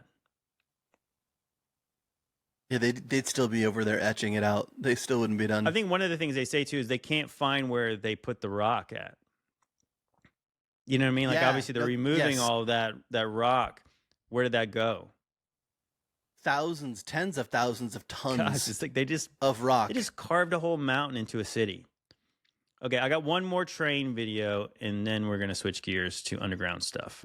Today, I'm going to show you guys one of 2 104-year-old trains at the bottom of Shirkston Quarry in southern Ontario.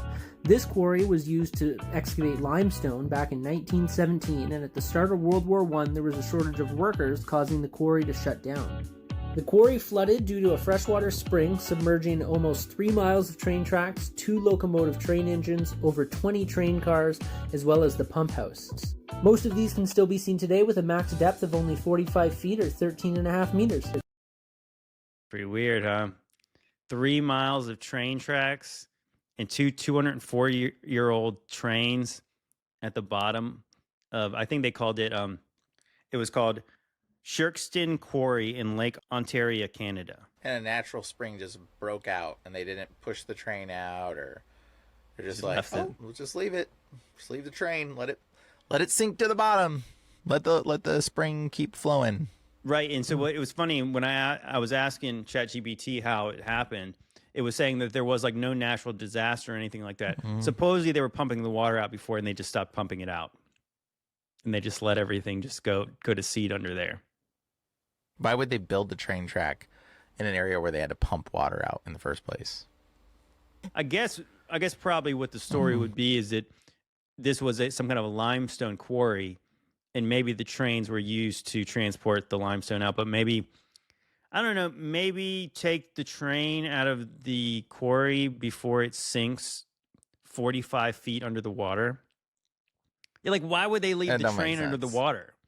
I mean, that's the thing. It's kind of like what Dr. Improbable was showing in that first video, is all these trains that were just allowed to just sit outside and just rot away.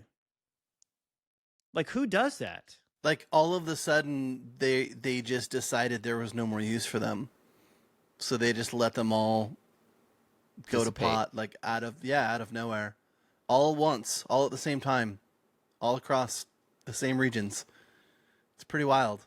Yeah, supposedly, I think they say that thing was in use until 1917, and then they just let it flood, and they just let it...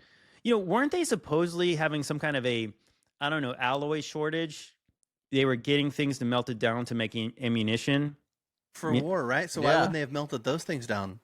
Hey, there's 2 big trains at the bottom of this thing. Do you think we should melt these things down and make bombs with them? Nah, let's take the bells and do it instead.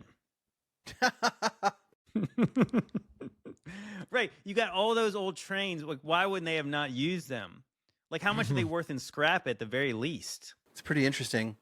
Have you seen Snowpiercer? Show. No. Is that a comic book thing?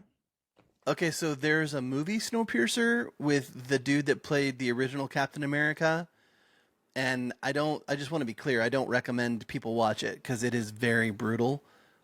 But then there is a TV series, Snowpiercer, and it's the same concept, and I think it picks up where the movie leaves off. But the principle is, again, another like post-apocalyptic kind of situation, and the world is frozen over, and everything they need to sustain life is on a train. And this train goes around these tracks all across the globe. And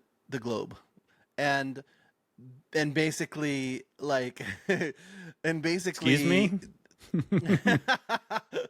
what did you just say? So from like the back of the train to the front of the train, it's another scenario, kind of like we were talking about Silo off camera. The have-nots are in the back of the train, the haves are in the very front of the train, but there's a whole ecosystem on the train, and they're on this train for like decades, just trying to survive until it's habitable outside. And they don't know when it's going to end, but they've got like everything they need to eat. They're growing food on there. They're growing, but the people in the very back. So why does the train have to move? Is it produce some kind of heat or power when it moves? Yeah, so like the train, it's got to go at X amount of speed, and it's Snowpiercer, so like it pierces through the snow. So Okay. like it's got to stay at a certain velocity, and the way that it's built plows through the snow in the various regions, because there's some of these sections where they keep going the same paths. There's some of these sections it takes them so long to get back to the path that they haven't hit in a while, that there's snow on the track, and it's got to pierce, it's got to like drive through the snow. But I just Isn't the found world it like interesting. frozen or something? And they're like, That's what I'm saying. It's like a post-apocalyptic thing where like, and they have to stay going to keep warm or to keep themselves from freezing or something. Correct. Yeah. So it's a whole, it's I've never seen it. It's a whole, it's another post-apocalyptic kind of thing where I believe it was like warfare that brought them there. I don't remember if it was global warming or warfare that got them there, but like they knew it was coming. They were prepping. It's basically like the same principle as Silo, as Fallout, as all of these other things, only it takes place on a train. But I thought it was interesting given the conversation, because it's like, it's kind of like a retro futuristic looking train, and everything they need is on the train. I mean, it's a fascinating looking train, but it's set in the future. That is the thing that often when you see those movies that have steampunk in it, they always highlight the trains. Always. Yeah, dude. Yeah. Yep. It is kind of like a tell, right? That technology, it seems weird to us because we don't use trains like that. I mean, so many train tracks around where you probably live, they don't even have trains actually active on them anymore. But obviously it was once a big thing back in the day. Yeah, dude. They played such a prevalent role in so much. Like so much. But they're like not a part of our lives anymore. It's just so bizarre. I know you can still take trains in most of the places across the United States. It's just they're very limited. So like I said, if you want to take one, they stop a bunch of times, and it's completely inefficient. There's probably you got to drive like 3 hours out of your way just to get on it. Right, kind of it's thing. not built for luxury or anything like that. Which again, to me, that would be like the main thing that when you're kind of at least when you're going coast to coast, you're factoring the whole day anyways. So if you could get there in the day and you could not hate your whole life while you're doing it, then I think it'd be worthwhile. Okay, so that makes a nice transition about this post-apocalyptic world to talk about what Aaron teased some weeks ago, talking about the show Paradise on Hulu. And that's a really interesting show because what it presents is this idea that there's this upcoming cataclysm that they know is going to happen. So what they do is they create this underground bunker that's as big as a city for when they know the stuff hits the fan, that all these people who had a pass to get in there were going to go down into this bunker, the city. And what's wild is that it's based on this idea that there was going to be this volcanic eruption in Antarctica that was going to trigger tsunamis. And eventually they had this kind of like a nuclear fallout plan where all these nations were going to start another war, I guess, to try to consolidate the resources that were left in the food supply on the planet in order to, or on the earth, not the planet. And they were going to, globe. Yeah, on the globe, all around the globe. And then they were going to, of course, making the natural disaster like a million times worse, because now you were going to have these major cities just knocked out by nukes, and the whole surface was going to be radiated. And what was interesting about the show is that just like Fallout, just like if you guys have seen the show Fallout based on the video game, that the people who are living under the earth because of this disaster, they think that the surface of the earth is uninhabitable because of the radiation. And they're told they have to wait for a certain amount of time before they can go back. And so This is a little different because that's like generations of people can't go to the surface, and they're continue to lie to generations of people. But in this show, it turns out the United States president did not shoot off their nukes, and then there wasn't as much radiation, and people had survived. And then the people on the earth are being lied to, and they're kept in this dome with this false sky and everything under the earth, under Colorado. And I think that's the most interesting part, Aaron. Like, so what's your takeaway from the show? Yeah, so, no, like you said, I mean, there's just too many weird things. Antarctica, first of all, everything originating there. They knew about everything ahead of time. It was privately funded, right? Yeah. This whole place was privately funded. Well, what's interesting is the president in the show is like a guy who really didn't want to be there. He didn't want to be president. He wanted to be like a school teacher. But Yeah, his he's actually a daddy, good dude. but his daddy was like some oil tycoon. Secret society. He was like an oil tycoon, which is kind of interesting considering, like, I don't know, the Bush family maybe. It's like, did this son that really didn't want to be in a position when like the world was going to end happen to be just put in there? He almost does seem like, did they pattern this character after George W?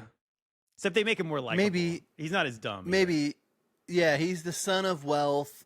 He doesn't want to be a bad guy. He actually is, for the most part, a pretty good guy, pretty decent guy, as you find out throughout the episodes.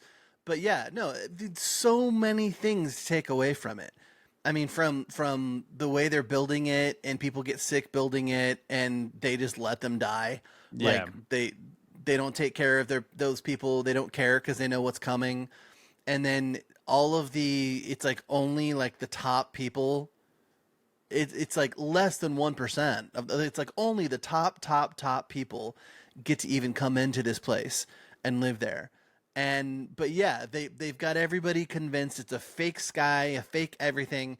In fact, the premise of the show, and so sorry for everyone already because we've already spoiled so much of it by talking about it, but it's still worth seeing. I don't think it's amazing. Yeah, it's still worth seeing. It's actually really good TV, like as far as TV goes, and I don't really How like long is promoting the show? TV. It's 8. Well, so far episodes. it's 8 episodes. We were just looking. The second season starts. Is that in, 8 hours? Yeah, ish, yeah. 40 to 60 minutes maybe per episode, but like they go fast. It's good storytelling. And it's good cinematography. Like, time's gonna pass either way, so you can watch this show or you can just do nothing, or you can find something better to do. I do better things. But like the first, like there's set probably yourself better on things fire. to do with your guys' time. Like burn the tips of your hair to the point that you have to ride cut them around off. with your dummy. No, they didn't get burned. That's not why I cut it. Impersonate a police officer. So like you don't even know when you watch the first episode. You don't even know until the very end of the episode that they're in a fake underground city. It feels like they're in like a normal It's a lot American of flash city. forwards and flashbacks where like they're going. Maybe not flash forwards. Like they're showing like the present time and they're flashing back to about all the things to lead up to this cataclysm coming.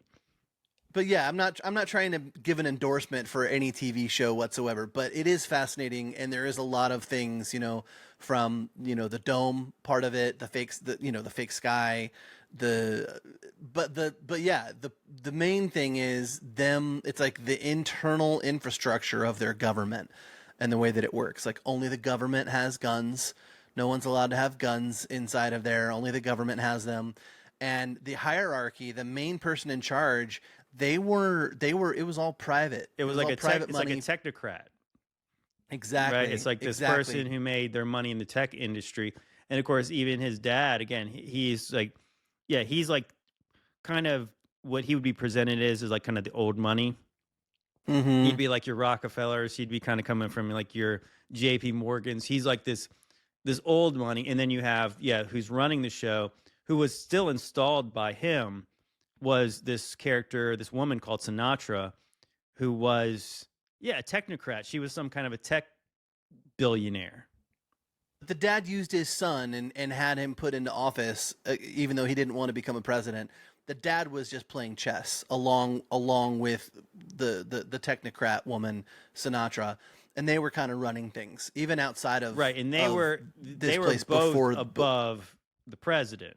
Was they're showing you above which is- everyone. Yeah. Well, I mean, again, that's kind of like what happens because the dad eventually says to the guy who's going to become president, he's like, I'm going to set you up. You're going to run for the Senate. What he said, you can run for either the Senate as a Democrat or as you can run as a Republican for governor.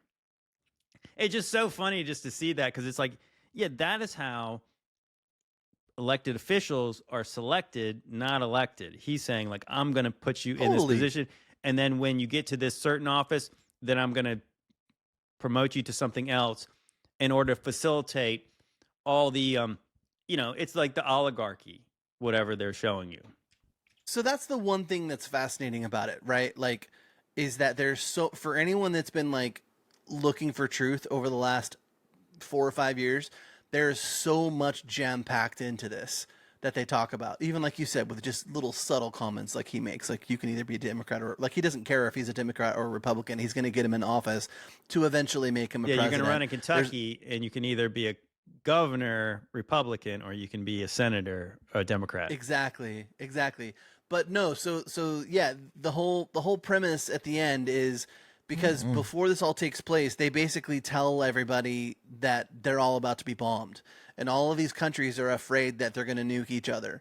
And so everyone that's living under this dome, with the exception of literally 2 people, maybe 3 people, they all believe that everyone nuked each other. And then they only to find out that that's not what took place at all. And so the main character ends up finding out that his wife might still be alive, and that's what's fueling him. And the main character is a Secret Service agent, which is kind of crazy. Yeah. But yeah, there's so many nuggets in it, man. There's so many nuggets in it. It just feels too real. Well, the thing that, from my perspective, that I find the most interesting part about it is that what a normie would see, no, not necessarily a normie, just what probably your everyday truther would see. They would say, this is something that they are predictively programming is going to happen.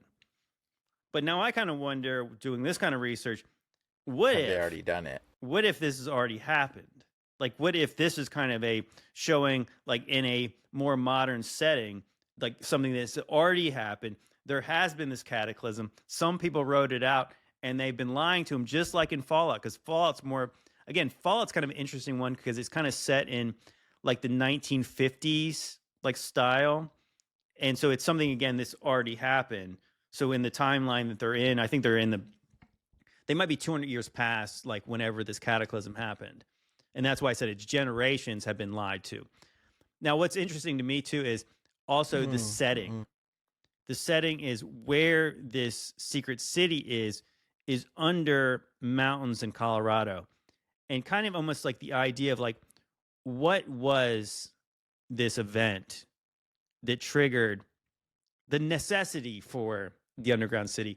And that brings me to, once again, the Denver airport.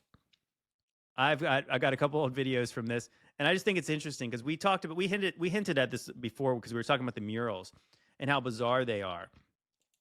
And here's one of my old videos to talk about that. The murals, no matter what anyone says, they look like, to me, to this guy right here and many others, they look like they depict an apocalypse. They got dead children, dead babies, soldiers with gas masks, a new age resurrection looking thing. It's strange. It's strange as all. Supposedly the artist got no direction from anybody to paint this, which my follow-up question would be, why didn't somebody say, paint something else? Because that seems like something you don't want to look at. Once again, before you're about to get on an airplane, dead children, dead babies, soldiers with gas masks. I mean, it's caused many to speculate, is this predicting something that's going to happen? And then when you tie that into there's being underground tunnels, potentially an underground city under there, hey, maybe those two things fit together, because if the elites or whoever built the airport know about this, they're kind of calling their shot, and they got the place. They got their hideout already picked out. How about that? Maybe that was too much theorizing. Was there a question there? Maybe there wasn't. So yeah, who was that guy? That was That was JT with the bro turned up to about 10. That's amazing. But yeah, so yeah, exactly. So that's what it looks like. And I don't think that it's a reach to say that those murals depict an apocalypse. So, of course, this is me 2 years ago making this video. I'm like, is that something that's going to happen? But what if it had already happened? Good question.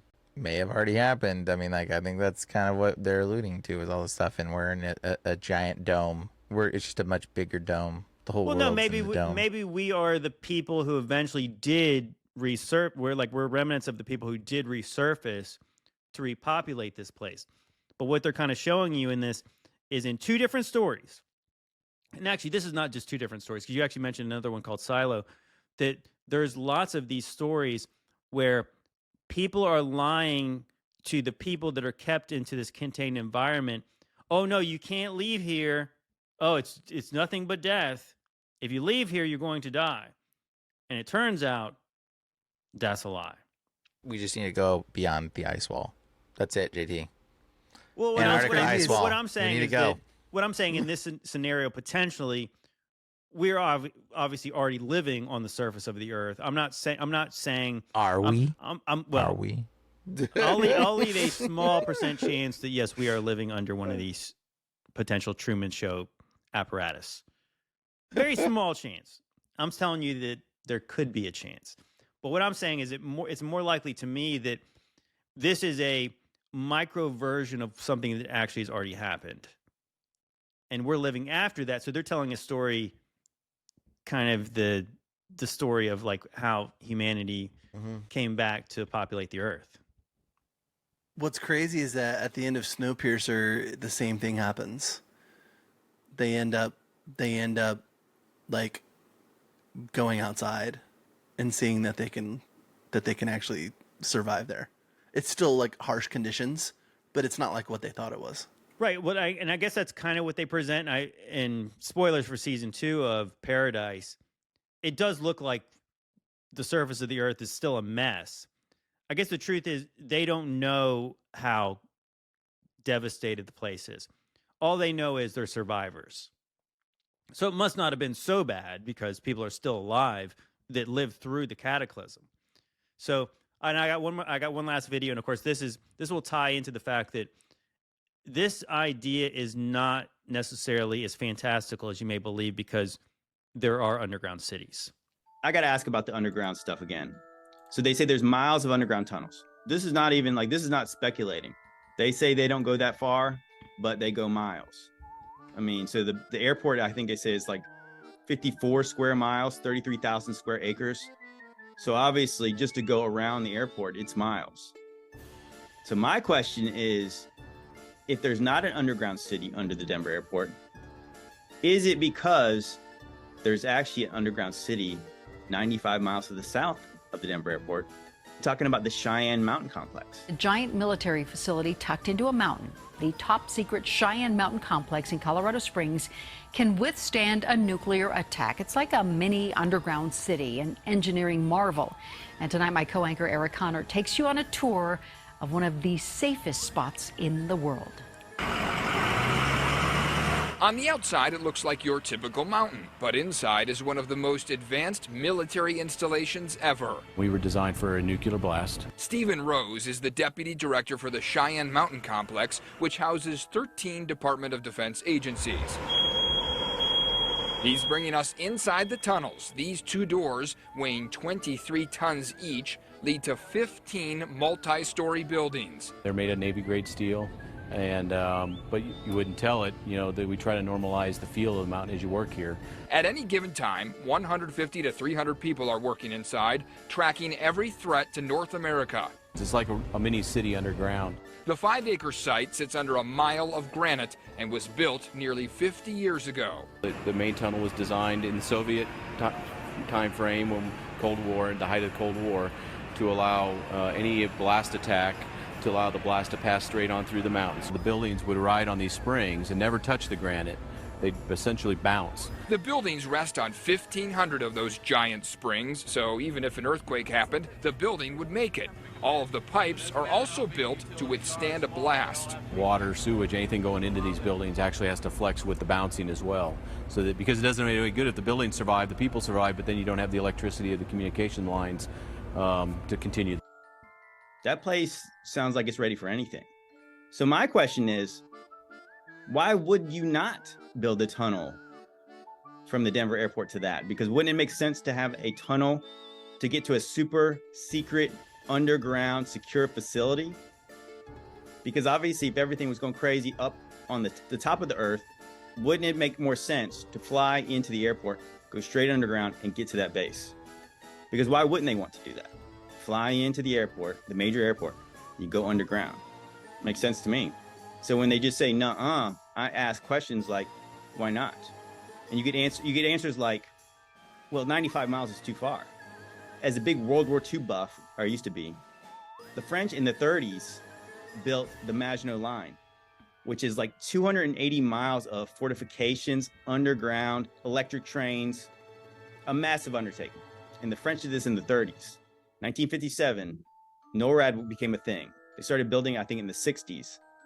So in 60 years, could the United States build a tunnel 95 miles long?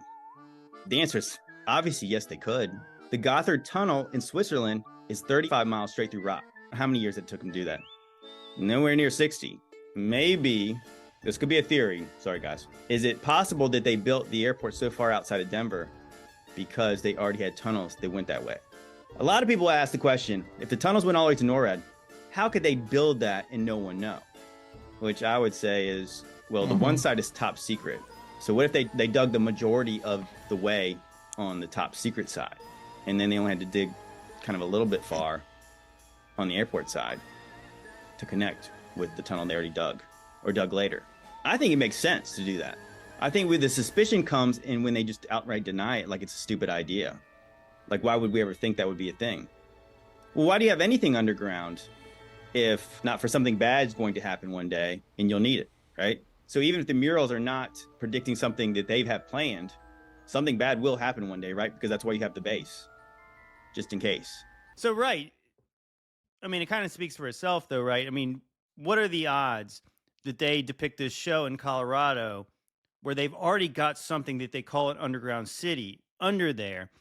And, you know, it is kind of funny to think, like, that we just take for granted that, oh, during the Cold War, they just decided to hollow out a mountain under in Colorado.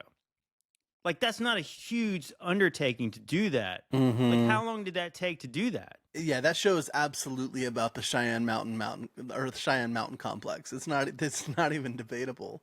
Which I thought it was funny because they said it's 5 acres, it's this massive undertaking, and they're like, at any point in time, there's 100 to 300 people in there. I'm like, really?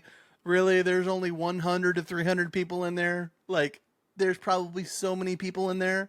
Well, I bet it's so much more massive than we can even comprehend. That's what I was going to say. That's the thing that makes sense to me, is that they wouldn't want you to know it was as big as the one from Paradise, where it's like literally like a whole full city under there, because that would be like, that would freak people out if they knew. Totally. So like, if you have this one specific area where just like the military operates, okay, the whole thing is kind of stupid, honestly. Like, why do you want to protect this military base in the middle of Colorado? Isn't that a pretty secure place already? You know what I mean? Like, wouldn't you want like something like that maybe to be in DC? Like, why would you want, if everything was really hitting the fan, wouldn't you, it would seem like it would be easier to justify that that's like what the Pentagon was. The Pentagon was all underground. So even if they dropped bombs on DC, our government would say it's cool because we have a underground city to ride this thing out and we don't have to ever even leave. But like, why would you put it so far away from the coast in a place that likely could be defended without all that fair and circumstance, right? It would make sense to me that this location is of historical significance, not just because if you look at the location of it from West Coast to East Coast, it's placed basically like very near the center of everything. So then there's the elevation to take into consideration, considering, water levels if they were to rise on either side of the coast. But I think it's deeper than that. I think that there is historical significance. I think there's a really good chance that all of the tunnel systems that we hear about that maybe originate in Antarctica, that run all throughout the entire world underground, I think that location is like a hub for all of those. I think that like those tunnel systems that run underground throughout the entire world, I think that like where that location is connects to all of them. I think there's way more going on than they tell us. I also have a theory. I don't know if I have the theory, but it's interesting at the very least. Have you heard the theory of magnetic north shifting every couple thousand years? Yeah, I mean, I've heard that. I think that scientists openly talk about that, and we kind of wonder if that's, some people in this community have wondered what if the magnets, or what if the compasses point to where New Jerusalem is, and New Jerusalem could be moving. That very well could be it, and we have no idea. But like, magnetic north shifting every couple of thousand years makes sense, and it would also make sense that would trigger some sort of cataclysm, and it would also make sense. So we see these movies and we ask ourselves, are they talking about the past or are they talking about the future? What if they're talking about both? Yeah. Oh yeah, well, for sure. I mean, it's interesting if you ever looked into there's that movie, the documentary called The Lost History of Flat Earth, and it presents the idea that we live on this flat plane that's a toroidal field. And so the toroidal field is what's controlling, that makes the most sense to me, the sun and the moon. And so the field is moving, and that also makes sense to me. I've often talked about that idea that where the ice wall is per se would be based on the circuit of the sun. So if this field is moving, like parts of the ice is melting and parts of it's freezing, getting bigger. So you still have this ice wall, depending on if this realm is bigger than we think it is. But everything outside of where the circuit of the sun is dark and freezing. So for all intents and purposes, the earth as we know it is all that there is for us to inhabit. But maybe that's part of like, maybe they're telling a more meta version of this story, is what we're told is you can't go to any part of Antarctica because, hey guys, it's a frozen wasteland. You can't survive past this. But maybe that's what the lie is, and maybe that's what they're showing you without really showing you, that there is inhabitable places outside of here. Is that what the story is actually telling us? It's not that we're living in a straight up cave.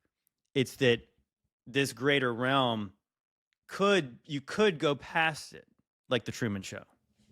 And what if they're even lying to us about the military presence that's guarding it? What if they just say that to keep people from going and searching it? What if there's like some kind of unwritten law that like, or like there's rules to play by where like if someone makes it that far, they have to stand down? How would we know? Well, again, that one kid flew an airplane there. Yeah, and then they arrested him. Allegedly. Well, and again, we just mentioned that in the new Superman movie, even Superman's getting static because his base is down there. But I mean, what better way to keep people from trying to go down there than by making a huge story about someone that tried to go down there and got arrested? I'm just saying. There's so many things we I get what you're saying is that don't even. That makes me want to go there more. Don't even try to go down there, because if they don't put stories about people being prosecuted for doing it, well, then maybe that's part of like they have to reveal that. Oh, don't even try. Yeah. Even this young kid who's obviously not some kind of spy or. Again, what are they doing down there that it matters? Did this guy, he landed there not because he wanted to, because he was in danger, supposedly. It's just frozen ice, right? Or is it? I would love before the end, before it's all done and we cross over into the presence of Jesus, I would love nothing more than to see that with my own eyes, to see what's really there. To see what's going on there, man. That would be so, like, I would risk my life for something like that, man. Like, I'm not even kidding. Like, that would be so incredible just to see for yourself exactly what's going on. Because it's definitely not anything that we've been told. Yeah, I think that to go back to this, and we'll put a nice bow on this. If you go back to the show Paradise and what Aaron's theory about how this place where the Cheyenne Mountain Complex is does have some kind of old world, ancient significance to this place. It would make sense to me that what's going on there is, yes, during the Cold War, they could have built a lot of the infrastructure that's down there now. They could have retrofitted it. It makes sense to me that wherever this place is, where it's at, there was already a giant cave. There was already tunnels there. And what they did to it now is, yeah, they refurbished it like we believe they did to everything in the old world. So the real question would be, if that's true, why is it there? And could it be because it mentions in the Bible that these mighty men and these kings were going to go hide themselves in the rocks to try to ride out the wrath of the Lamb? So what if that is what it is? So many questions, man. So many, but we're on to something though. I believe so. So yeah, guys, if you check that show out, you guys let us know what we missed. But once again, guys, I really appreciate you guys watching this show with us today. And if you guys want to support this podcast, you want to watch these episodes early and uncensored, please support me on Patreon. I put out pretty much everything that I put out. I usually put out a couple days early on Patreon, so you can see a lot of early stuff. Some stuff I never put out. Also, if you want to support this podcast and your health, please check out Modern Roots Life, our sponsor. Also, grab a t-shirt. And once again, I'm sorry, guys, I've not got the hats in the store yet, but I'm going to try to work on that. I'm going to work on that soon. Anyways, guys, I really appreciate you guys for all your support. We love you guys. God bless.